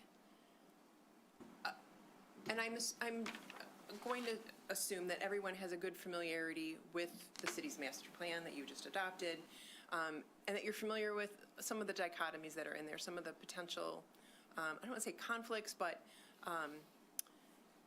sometimes we say one thing and then we say Tensions, something. let's call them. Yeah. But I think an open discussion about things, I think feeling free to ask questions when there's something that doesn't make sense, and then I think a commitment to making decisions. That's probably the biggest one, right? We can talk and talk and talk, but at some point we have to make a decision and move forward. And so I think that would be one of the biggest things to make sure that we have. And what sets you apart? What's the abbreviated elevator speech of why this group? What do we get from you if we hire you that we got to have? Well, I think with Giffords Webster, you're getting over 100 years of zoning experience, not all me, but a lot of zoning experience. We really have leaned into our skills and our interest in zoning. We are recognized around the state as being leaders in the zoning space. We are in your community. We work here. Some of us live nearby. One of us used to work for the city, so there's a special connection there. I grew up here as well, so I have another special layer of connection to this community, and I think that's a very unique feature. But we're also really good at what we do. And we have partners that we have selected that will help us dig deeper into the community engagement. We know that this community is engaged and is interested, and I think there are things in the master plan that would suggest to us that this zoning project is not going to be a walk in the park, and that you won't have 100% unanimous consensus from everyone in the community. And I think bringing in experts in that way can help us, at the end of the day, produce a great ordinance for you. Thank you. I had one last question for Julia or Michelle, please. So when I first read your proposal, collective proposal, I wasn't sure we needed you. And, you spoke a few minutes ago about being in environments that were kind of hostile at times and having to manage emotions. And I want to ask specifically, in a zoning rewrite environment, your experience, what sort of hostile environments you encounter, because I don't foresee, and maybe I'm wrong, this isn't a master plan. We're not making those kind of changes. I don't foresee us having, I hope I'm right. I don't foresee us having that kind of frustration and tension.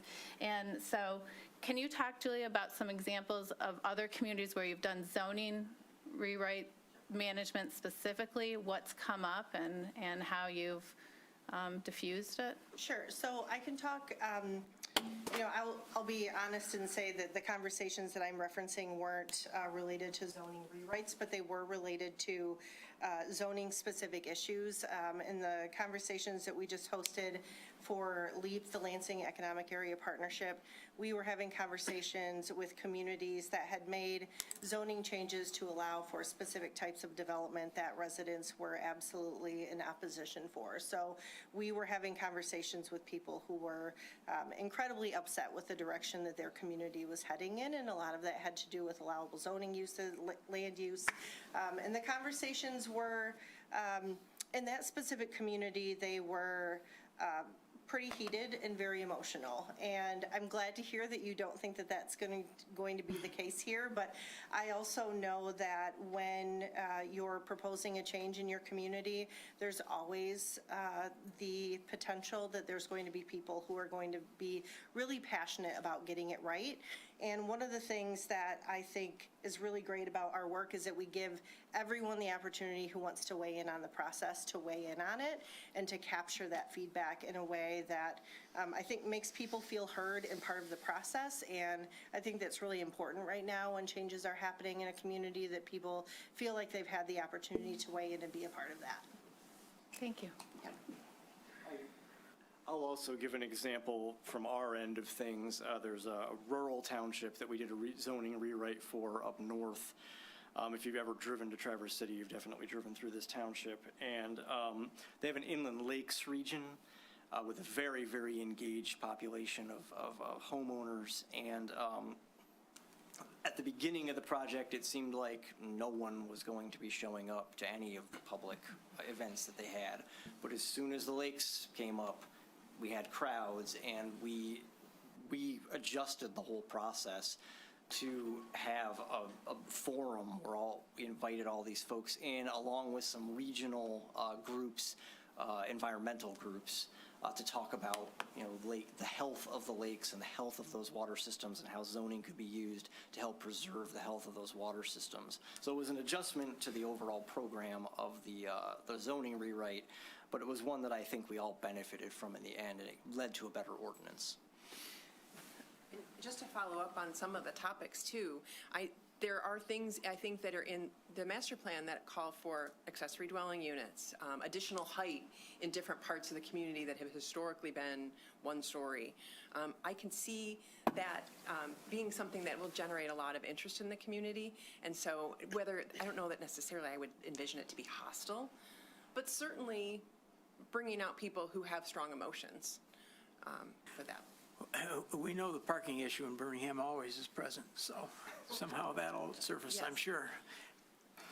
Janelle and Dan asked my questions Okay. already, but I just want to make a point. So zoning 101 training is a standard feature, correct? Yeah. I like that. And who's that presented to?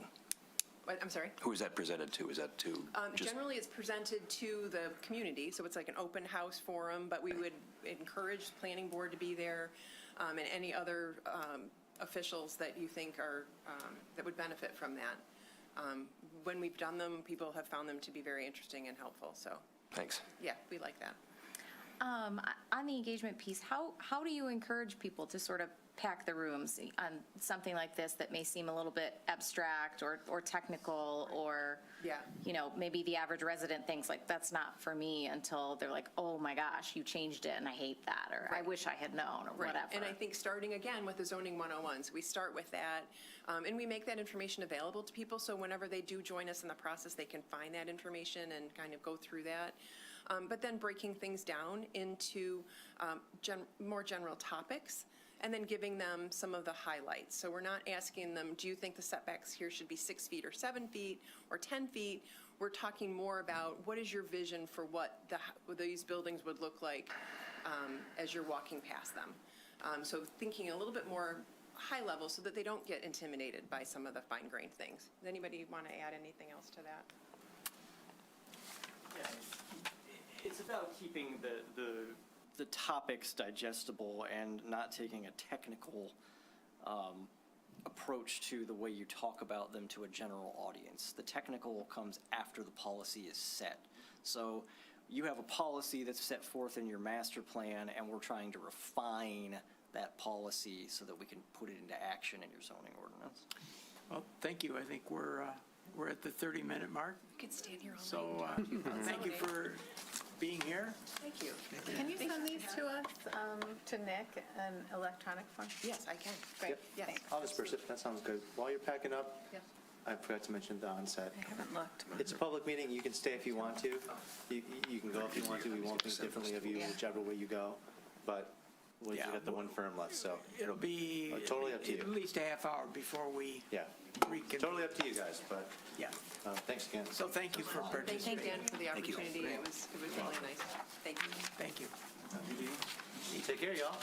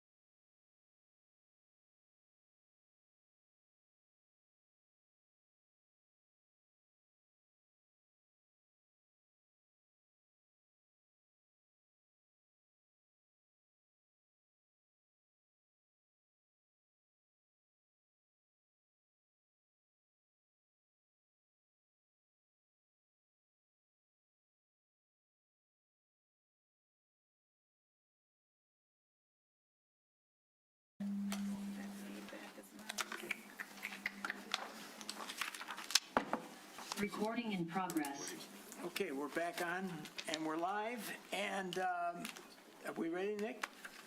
As ready as always. All right, you're on the clock, as the phrase goes. Great, thank you. Well, thank you very much for inviting us here tonight. It's a pleasure to be here.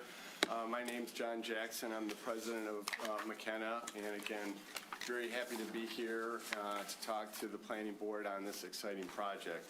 With me here tonight is Laura Ha, our project director, Paul Erbiel, project manager, Mario Ortega, and Hunter Whitehill, our zoning experts, and they will all have a role in talking to you tonight. As I mentioned, we're thrilled to be here tonight based on the long history we've had of working on exciting projects with the city of Birmingham.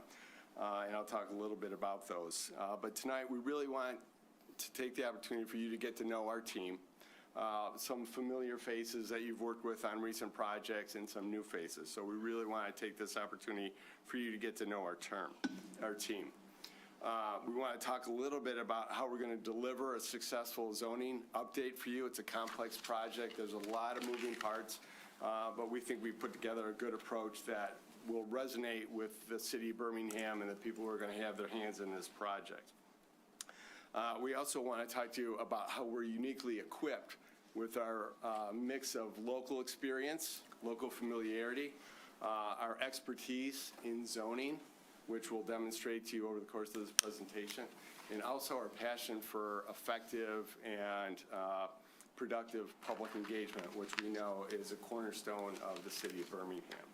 And of course, we'll be happy to answer questions at the end. So as I mentioned, we've worked with Birmingham over the decades on a number of exciting projects. Most recently, we've been involved in the 2040 plan. But before that, we've worked on a number of zoning projects. We worked with you on converting the 2016 plan into an effective form-based code for the downtown. We also worked on the Eaton Road project zoning, now known as the Rail District. But both of those were sort of transformative steps in the city's evolution in terms of creating vibrant mixed-use areas. And so we're looking at applying the lessons that we've learned over the course of the decades that we've worked with you on those projects. We know that one of the key charges of this project is to translate the vision of the 2040 plan into an implementable, easy-to-use, clearly expressed zoning code, which I think the city really needs based on the amount of time the existing code has been in place and the amount of time it's evolved over time. I think now is an appropriate time for the update. So again, our team that's here tonight, I want to emphasize the fact that we have people here who have intimate understanding of how Birmingham functions, the culture of Birmingham, the public, what's important, and we bring that to the table in this team here tonight. This team also represents experts in the field of planning. They've won awards with zoning ordinances over the course of the last couple of years. Some notable ones are East Point. We just wrapped up the Ferndale zoning code. So there's a lot of recognition of this team as experts in writing zoning ordinances. We've given presentations both here in Michigan with the Michigan Association of Planning, but also nationally. We've written publications on zoning that have been published nationally. So we are experts in the state of art in zoning. So we bring that expertise, this team brings that expertise to the table. Again, along with our successful track record here in Birmingham. So with that, I'm going to turn it over to Laura Ha, our project director, who's going to go over the team in a little more detail. Evening, board members. Evening. All right, there we go. So as John mentioned, my name is Laura Ha. I am one of the vice presidents at McKenna, and I'm focused solely on the Southeast Michigan area. My role would be project director, and it would be a pleasure to work again with Birmingham. I worked with DPZ on the 2040 plan and also the 2018 and 2023 Park and Rec plans. So it would be lovely to be working together again. Paul Erbiel is proposed as the project manager. Paul has over 20 years of experience with a design background, which really helps when we're thinking about zoning regulations and how that translates into community character and form, and just the livability of space. Paul was also the project manager for the 2023 Park and Rec Plan, and he was the project manager for the 2024 State of Michigan Trust Fund Grant, which resulted in the Booth Park Trail being awarded by the state. Also this evening is Mario Ortega, almost 30 years of experience. Mario, in his history of completing zoning ordinances, has done everything from very Euclidean-based, very use-based, to completely form-based code, to a hybrid in between for different communities and sizes. Most recently, the cities of East Point, Hazel Park, and Harper Woods. And Mario is proposed as the lead code author. Hunter Whitehill is the technical expert as far as the zoning details. So Hunter really gets into the weeds of the requirements. And he has recently completed zoning ordinances in the cities of Livonia and Madison Heights. And I know that having 5 of us here tonight for a 30-minute presentation is a lot, but we felt it was important that you would be able to meet the team and to get to know us a little bit. In terms of the breakdown for responsibilities, we wanted to take a second and showcase how the different roles work. So as project director, I am responsible for overall strategic project guidance at a high level. This is not a hands-off role, though. I would be heavily involved still with the project at key meetings and working very closely with Paul Erbiel, who would then be the project manager. Paul and I have done this dual structure in many other projects, including the 2023 Park and Rec Plan. And that dynamic has worked out very well. It ensures consistency through the project and also accountability. And Paul would be your day-to-day primary point of contact. And then, of course, as I mentioned, Mario, the lead code author, and Hunter as one of the technical experts. You can see on our organization chart, though, we have a range of subject matter experts that we bring to the table to Birmingham. And we know that this is needed because the 2040 master plan and your RFP speak to a range of issues which need to be tackled. And we feel that this range of subject matter experts will accomplish that. In terms of our approach, we have a proven record of success following this model, and we can group it into 3 primary phases. The first phase is discovery and diagnostic. So we need to dive into your current code and really understand what's working and what's not. So this means we're going to be looking at different variances that you've granted, if there's patterns to that, what's non-conforming that could be corrected as part of this. We also really like to interview the administration and see what types of typical questions and roadblocks that they receive, so we can make sure that the resulting product addresses all those. We also, in this first phase, align the goals and objectives of the 2040 Comprehensive Plan. And we start public engagement right on the onset. So we are listening to the community from the get-go. And the result of this first phase translates into a zoning diagnostic report, which you can think of as the blueprint for how the process and like the higher level objectives, those are set. And you can reflect on those like moving forward. And it really helps kind of get everyone on the same page and have a common understanding of how the code will actually be written. The second phase is design and drafting. We love to simplify codes, make them transparent, easily understandable, use graphics, flowcharts, really just simplify. This stage also is very important for education in the public engagement process. We want to build on some zoning and planning basics, but then also interject more innovative concepts throughout that engagement. And then the last phase is testing and adoption. So this is where we finalize the draft, and the testing part is very important, and I think is something that is unique to McKenna. There's two areas where we like to interject that testing. When the code is almost at final draft, we like to test it against current projects that the city has or recently completed projects and see if you applied the code in those development scenarios, do you attain the outcome that the city was hoping for? Does it result in that built environment that you're looking for? Then the second way we like to test is 6 to 12 months after the code is adopted.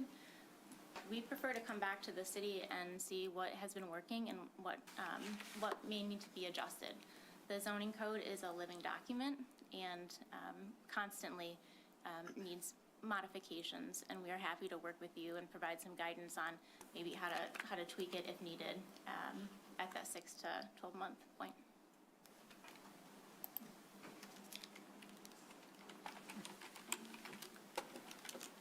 Good evening. We proposed a fairly aggressive schedule to complete this project, and we heard from your previous discussion that there's some skepticism about that schedule. I wanted to address that a little bit. The RFP identified a 2-year window and with a preference for less time.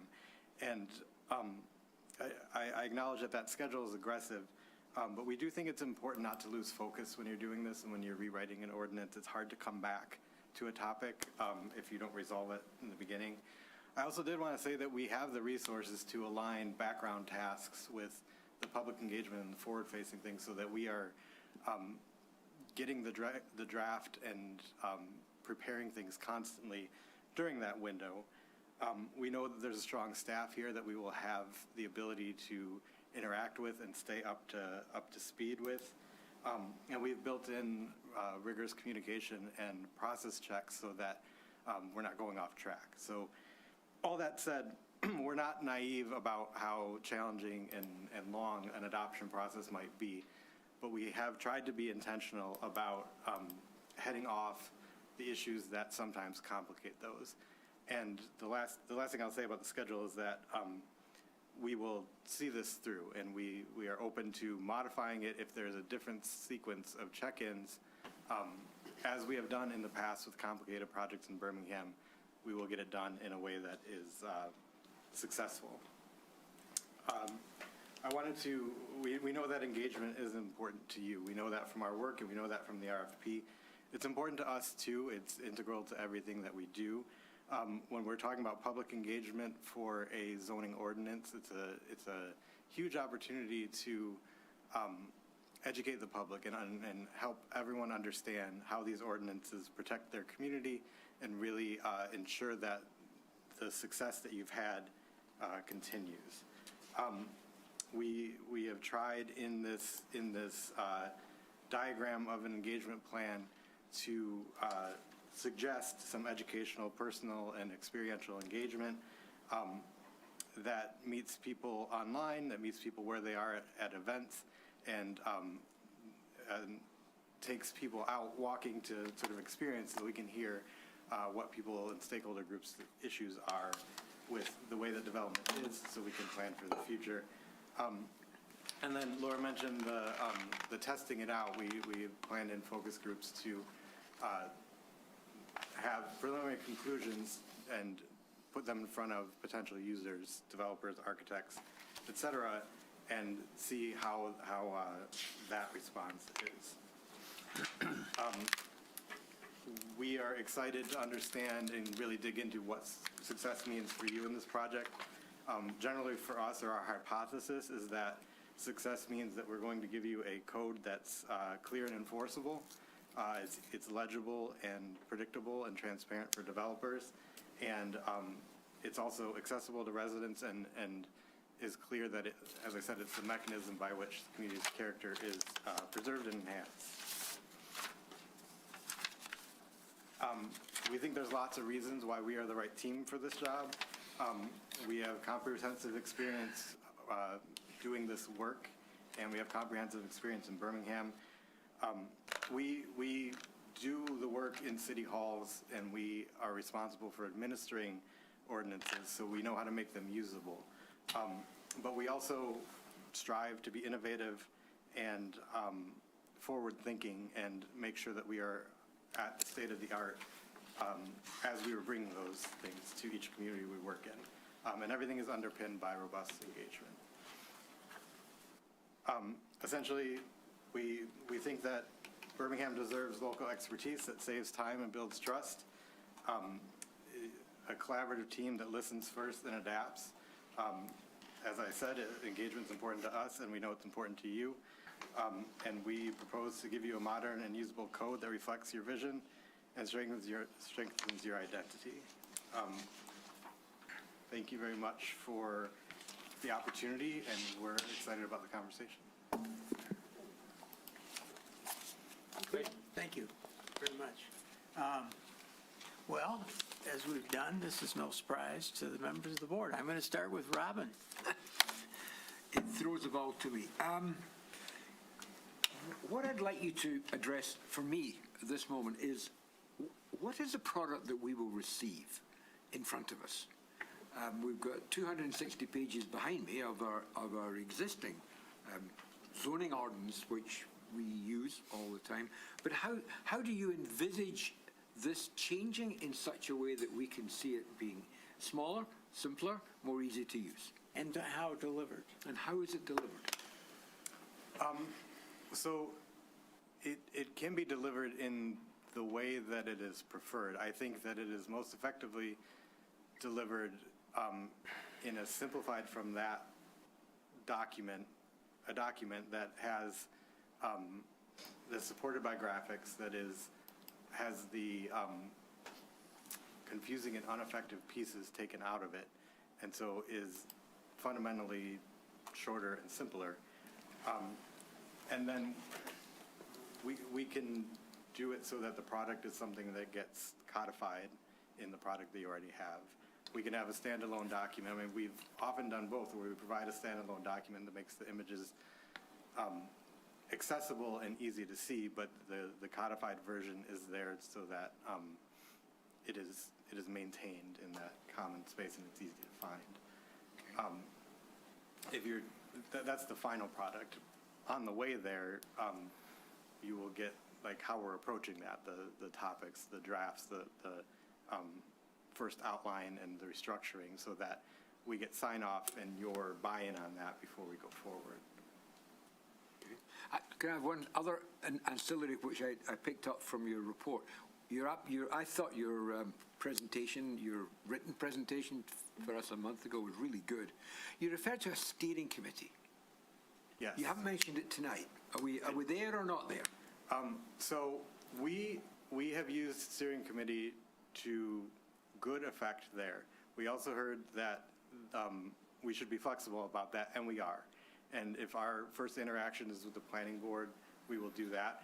I think in the same way that the engagement plan is the first draft in a way that we think is successful, in the kickoff meeting with the staff, we're going to really hammer the details and revise it as necessary. Similarly, we can operate without the steering committee. We've just used it as a method to help guide us. This is a very involved and educated and competent planning board. So if the interaction is with you primarily, then we will adapt to that cadence instead of a separate steering committee. Okay, that sort of clears it up. Dan? During the course of the community engagement, I'm going to posit that there'll be differing opinions on a variety of subjects.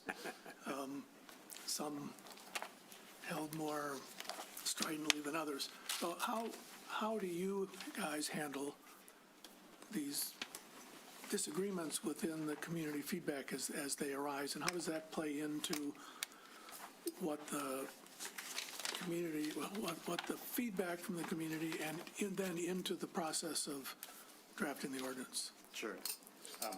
I can start, but and my colleagues can jump in here too. I think first of all, it's important, it's critical to ensure that everyone feels heard, right? And we take all of those opinions and we synthesize them, and then we will be presenting them to you, and we will be documenting them so that it's well understood, that this percentage of the population holds this opinion very strongly. And I think sometimes when if that is counter to a goal that's already been stated, then it's a matter of trying to educate and understand where that opposition is coming from, so we can explain it, hopefully, and hopefully change some minds, but then have the discussion with the planning board and with the staff about where it really makes sense to change course. I think the most important thing, though, is that all of the feedback is authentically and honestly documented and portrayed back. Okay. So what is it that you most need, if you get the assignment, that you most need from us to make the product everything that you and we hope it will be? Again, I can just keep going, but if anyone wants to jump in, please.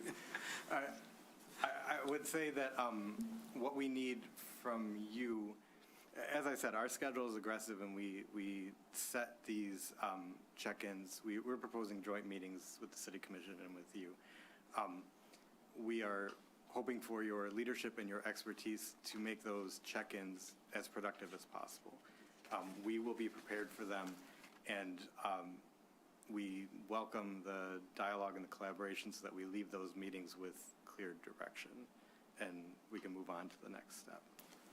I think that's the most important thing. And given your team's got a lot of experience, you've done a lot of these, so maybe by way of surfacing,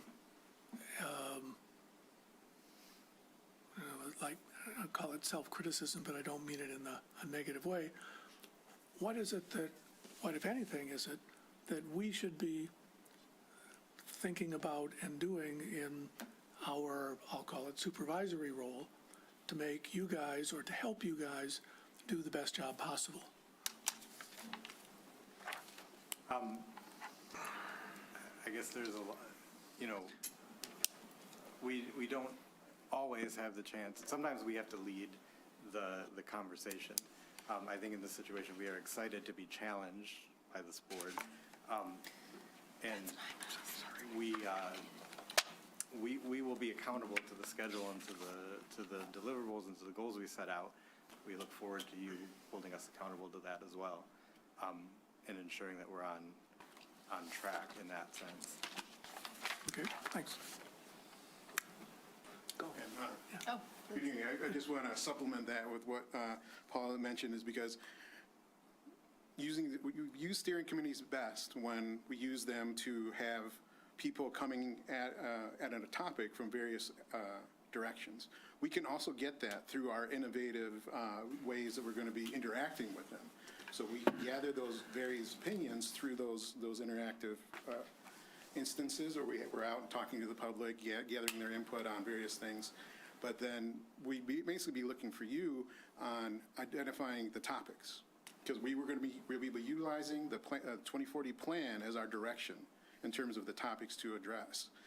And as a zoning ordinance, there are just some things in the zonings that you need to have, because it's based on the Zoning Enabling Act. There are just some things that need to be in there. But there are other things that you have identified in your master plan that need to be addressed. And one way we would deal with the varied opinions of that is by allowing people, rather than asking more open-ended questions, presenting draft text, for example, on, say, like ADUs, and then asking people, what is your opinion on this? And that will guide the direction. If it becomes favorable, then we know that that's in a proper direction. If it's not favorable, then we know, got to turn it around, go 180, do something else. But whether it's ADUs, those different topics that are important to see implemented from the master plan, because you've spent a lot of time developing them in the master plan, we want to make sure that you provide us those key items to be addressed, so that way, at the end of the process, you'll have a document that says, yes, this is taking that next step. Because one thing we'll be doing is getting rid of the repetitive language, getting rid of those things that have held you back, but then also making sure we save the things that you like, save the things in the text that has resulted in the community that you have before you today. And then giving you the tools to jump to that next step, the next vision of where you want, more importantly, where you want Birmingham to go in the future. Thanks. Mario, I'm glad you stood up because it sounds like you're responsible a lot for the Ferndale plan.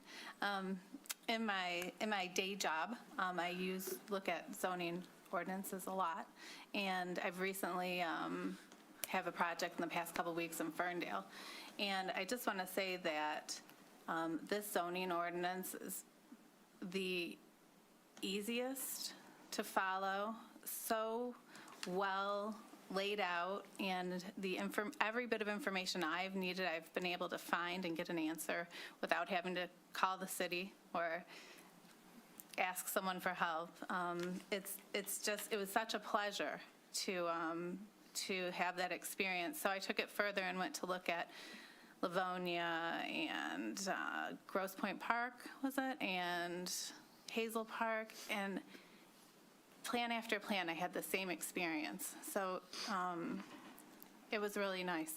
I want to ask the question because this was really new and interesting to me, this post-adoption testing that you come back 6 months later or 9 months later or something. I like it. Can you tell us some examples of things that you have found did not work well and how you adjusted to do better and maybe learn from it going forward in other communities? Or do you always do pretty well? I'd like to think we do pretty well, mainly because of our approach, as you see, is very consistent. We are focused on delivering a product, whether that be an online product, because we do think having something online is fundamental to improving access and accessibility for everyone. But then having a graphic-rich document that maintains those qualities that you've experienced in the Livonia Plan and Ferndale and those sort of things. And then those things that don't tend to work do tend to be getting more to the details and the weeds. And honestly, we approach them from a usability standpoint, because I still do office hours because I enjoy it. I like going into office hours, meeting people at the counter, and 100 is the same way. That we go in there, we deal with the ordinance, and if we can't explain something to an applicant, how are they going to do it? So that's why we want to make sure staff has those tools to easily and effectively provide that information. And whether that information whether it's the method in which that information is presented that needs to be tweaked, because it does have to happen. Sometimes the graphics aren't clear, that's in terms of something that does need to be looked at. So after a little while, it might be like, well, this graphic, actually it happened on Oxford a couple of things, that the text said one thing and the graphics said the other. So, technically as a legal document, the text is the driving force. So you want to make sure that your graphics completely and are in sync with those. And sometimes they don't, so you have to come back and change those. So we rely on staff, because they're the ones in the trenches doing this day to day to make sure that that ordinance is working. And so we think it's most effective because, as we mentioned, it's a living document. You're not going to knock it out of the park the first time or the second time. But what you want to do is have that ability to pivot when you do. And as planners, we always do it day to day. While I do enjoy doing the whole ordinance, sometimes I just like the idea of, after working for a little while, I'm like, I'm going to go in and make a recommendation. We have to change this, and this. So that's why we also like being continuous service planners, because that allows us to have that intimate knowledge of what needs to be changed, because something just isn't working. Go ahead. Questions have been addressed. Okay. Covered. Anything else? Oh, you're finishing under time. That's a record here tonight. So we thank you for participating. We thank you for all the work you've done in Birmingham in the past. So when we're done, I think, now, and so Nick will explain what our process will be going forward. I mean, we might check. I wanted to point out to you and to Yeah. others, that I know there are city commissioners who are watching this. So ultimately, the decision as to who gets retained will be made by the city commission. It'll probably be based on a recommendation from us. I don't know yet where that's going to be and whether we will recommend one or more than one entity, but ultimately the city commission will make the decision. And as I think you know, there are 2 new commissioners who just started this week, so always exciting. All I have to say is we'll be meeting for a little longer. We have other business. It's a public meeting. You can stay, but you can also go. We won't think any different of you. It's all good. We've all been to plenty of meetings in our lives. So, yeah, that's all. Thank That's you it. for Thanks coming. Really Thank you. appreciate it. So much. Thank you all very much. Appreciate it. Thank you.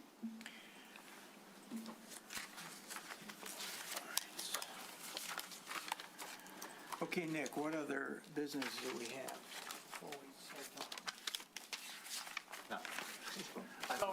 So, let me just say, I think if we don't reach a consensus tonight, then we reconvene on December the 10th. Let me give you my thoughts first. I like everything I heard tonight, pretty much. Some maybe more than others, but I need a little bit of time here to reflect on this. This is not a race, and we shouldn't approach it as a race to judgment.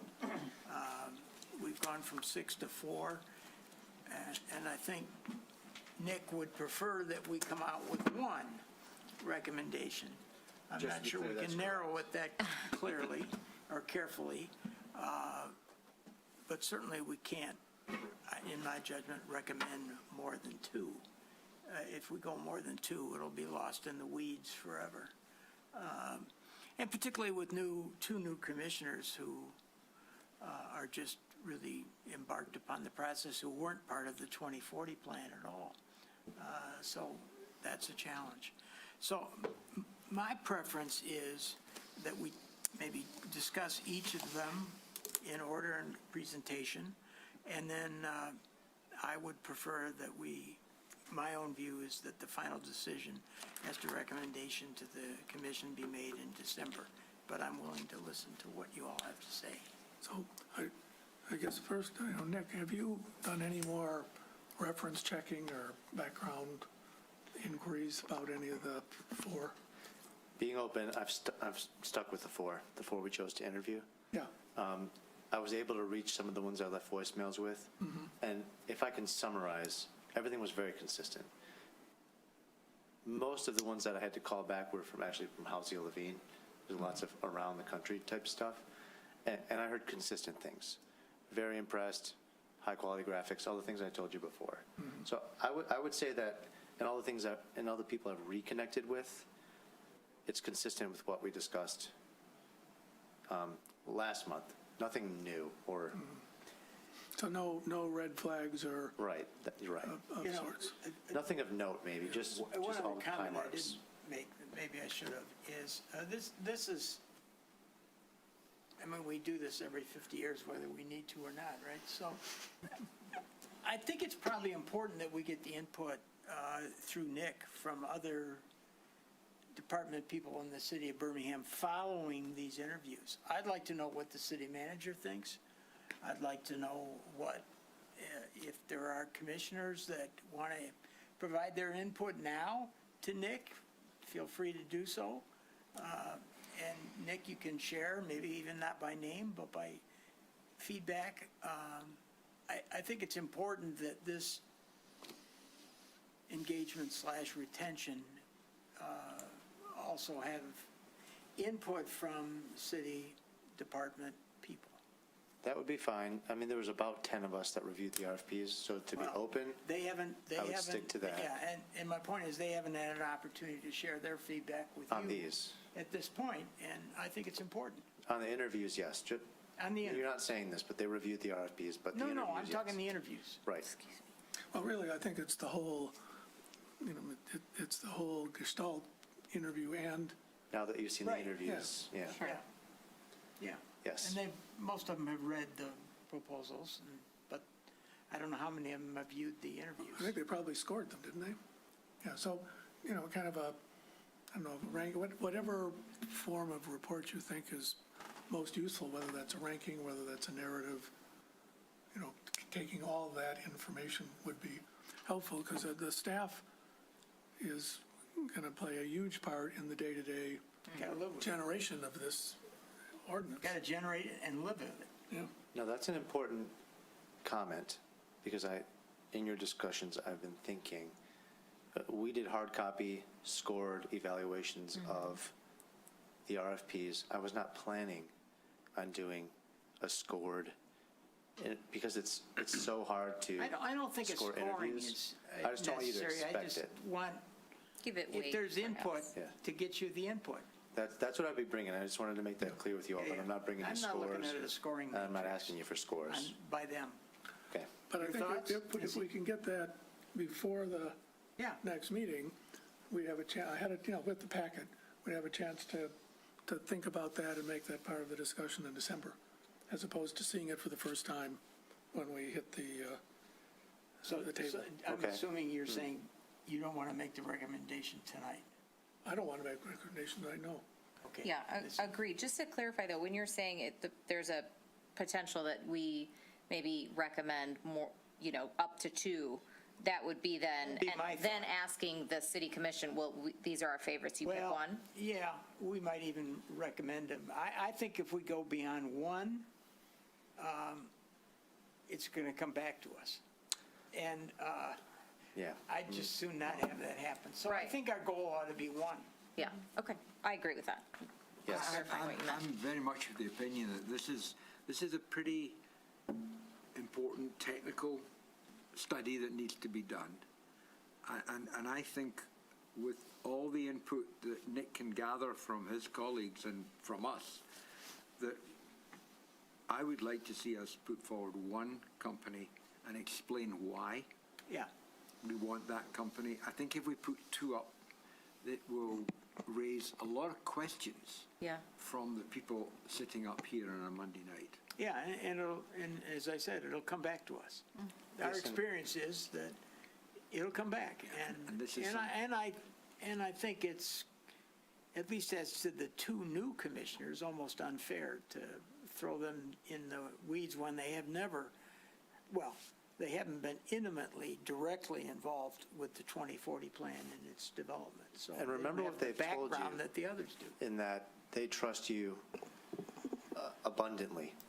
So I think to send 2 would be a weird look Yeah, for us. We have okay. a real opportunity here to So our goal is 1. get what we agree. need. Go ahead.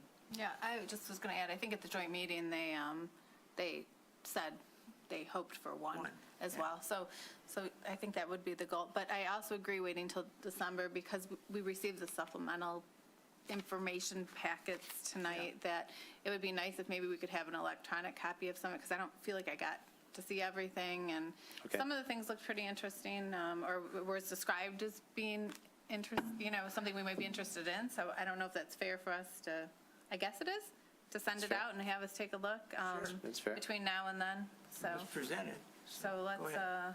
Well, do there's that. if one we person can we haven't to, heard please. from. So we'll discuss this again on the December Well, I meeting? think discuss it and make a recommendation. I don't really want to take this beyond December 10th. Right. I mean, first of all, it's given Scott too much of a break. And we'll forget. I mean, memories fade. You Yeah, can go no, back and look. I think but, like, this let's- is focused. I think I probably have my own personal list of 1 through 4, but I can be convinced otherwise. And I think the discussion on the 10th has got to be free and open, and that's all I can say. But by then, we'll have the input of whoever Nick feels within the city needs input. I certainly want to know what the city manager thinks. The city manager's been planning director forever, and It's a great point. certainly has the background and knowledge to be able to put this into context. Okay? Okay. Yeah, Anything this else is all that we good. need to discuss on this topic tonight? Nope, just really take your time. Really take your time. I noticed a lot It's of. not a race. I noticed a lot of non-technical, intangible things that I hope you all noticed. and I thought someone said it, beyond impressed. What a good problem to have, so. Well, I but there are- want to personally thank the board because you all participated, as I had hoped you would, with questions that were pertinent and probing. And you stayed right on time. And some of them actually stumbled in answers because they were good questions. Cool. What Well, else this we is got, good. Nick? Keep it open. If you have questions in this next month, please let me know. Yeah, Please. we will. We know where you live. Uh-oh. Draft agenda for the 10th. Are we just going to deal with this topic? What a treat. I think so. I have a pre-application discussion that's requesting On that, the 10th as well, and it's a good one. well, let's go with that first then. Get it out of the way. Have them wait for 3 hours. I'm with you. That's what I told them. Yeah. That I think you would do, Yeah, so. pre-app discussion first. Yeah, no applications in, though. Okay. Well, yeah. I think we kick those to January. What about the action list? Nah. Do you need to resolve that in December? Yeah, we'll next work on year? that. We'll work on that December, January. It's not due to the commission until April, March. so. Okay, so that's probably January. And it's probably obvious what's going to be on our action All list right. for the next year, So so.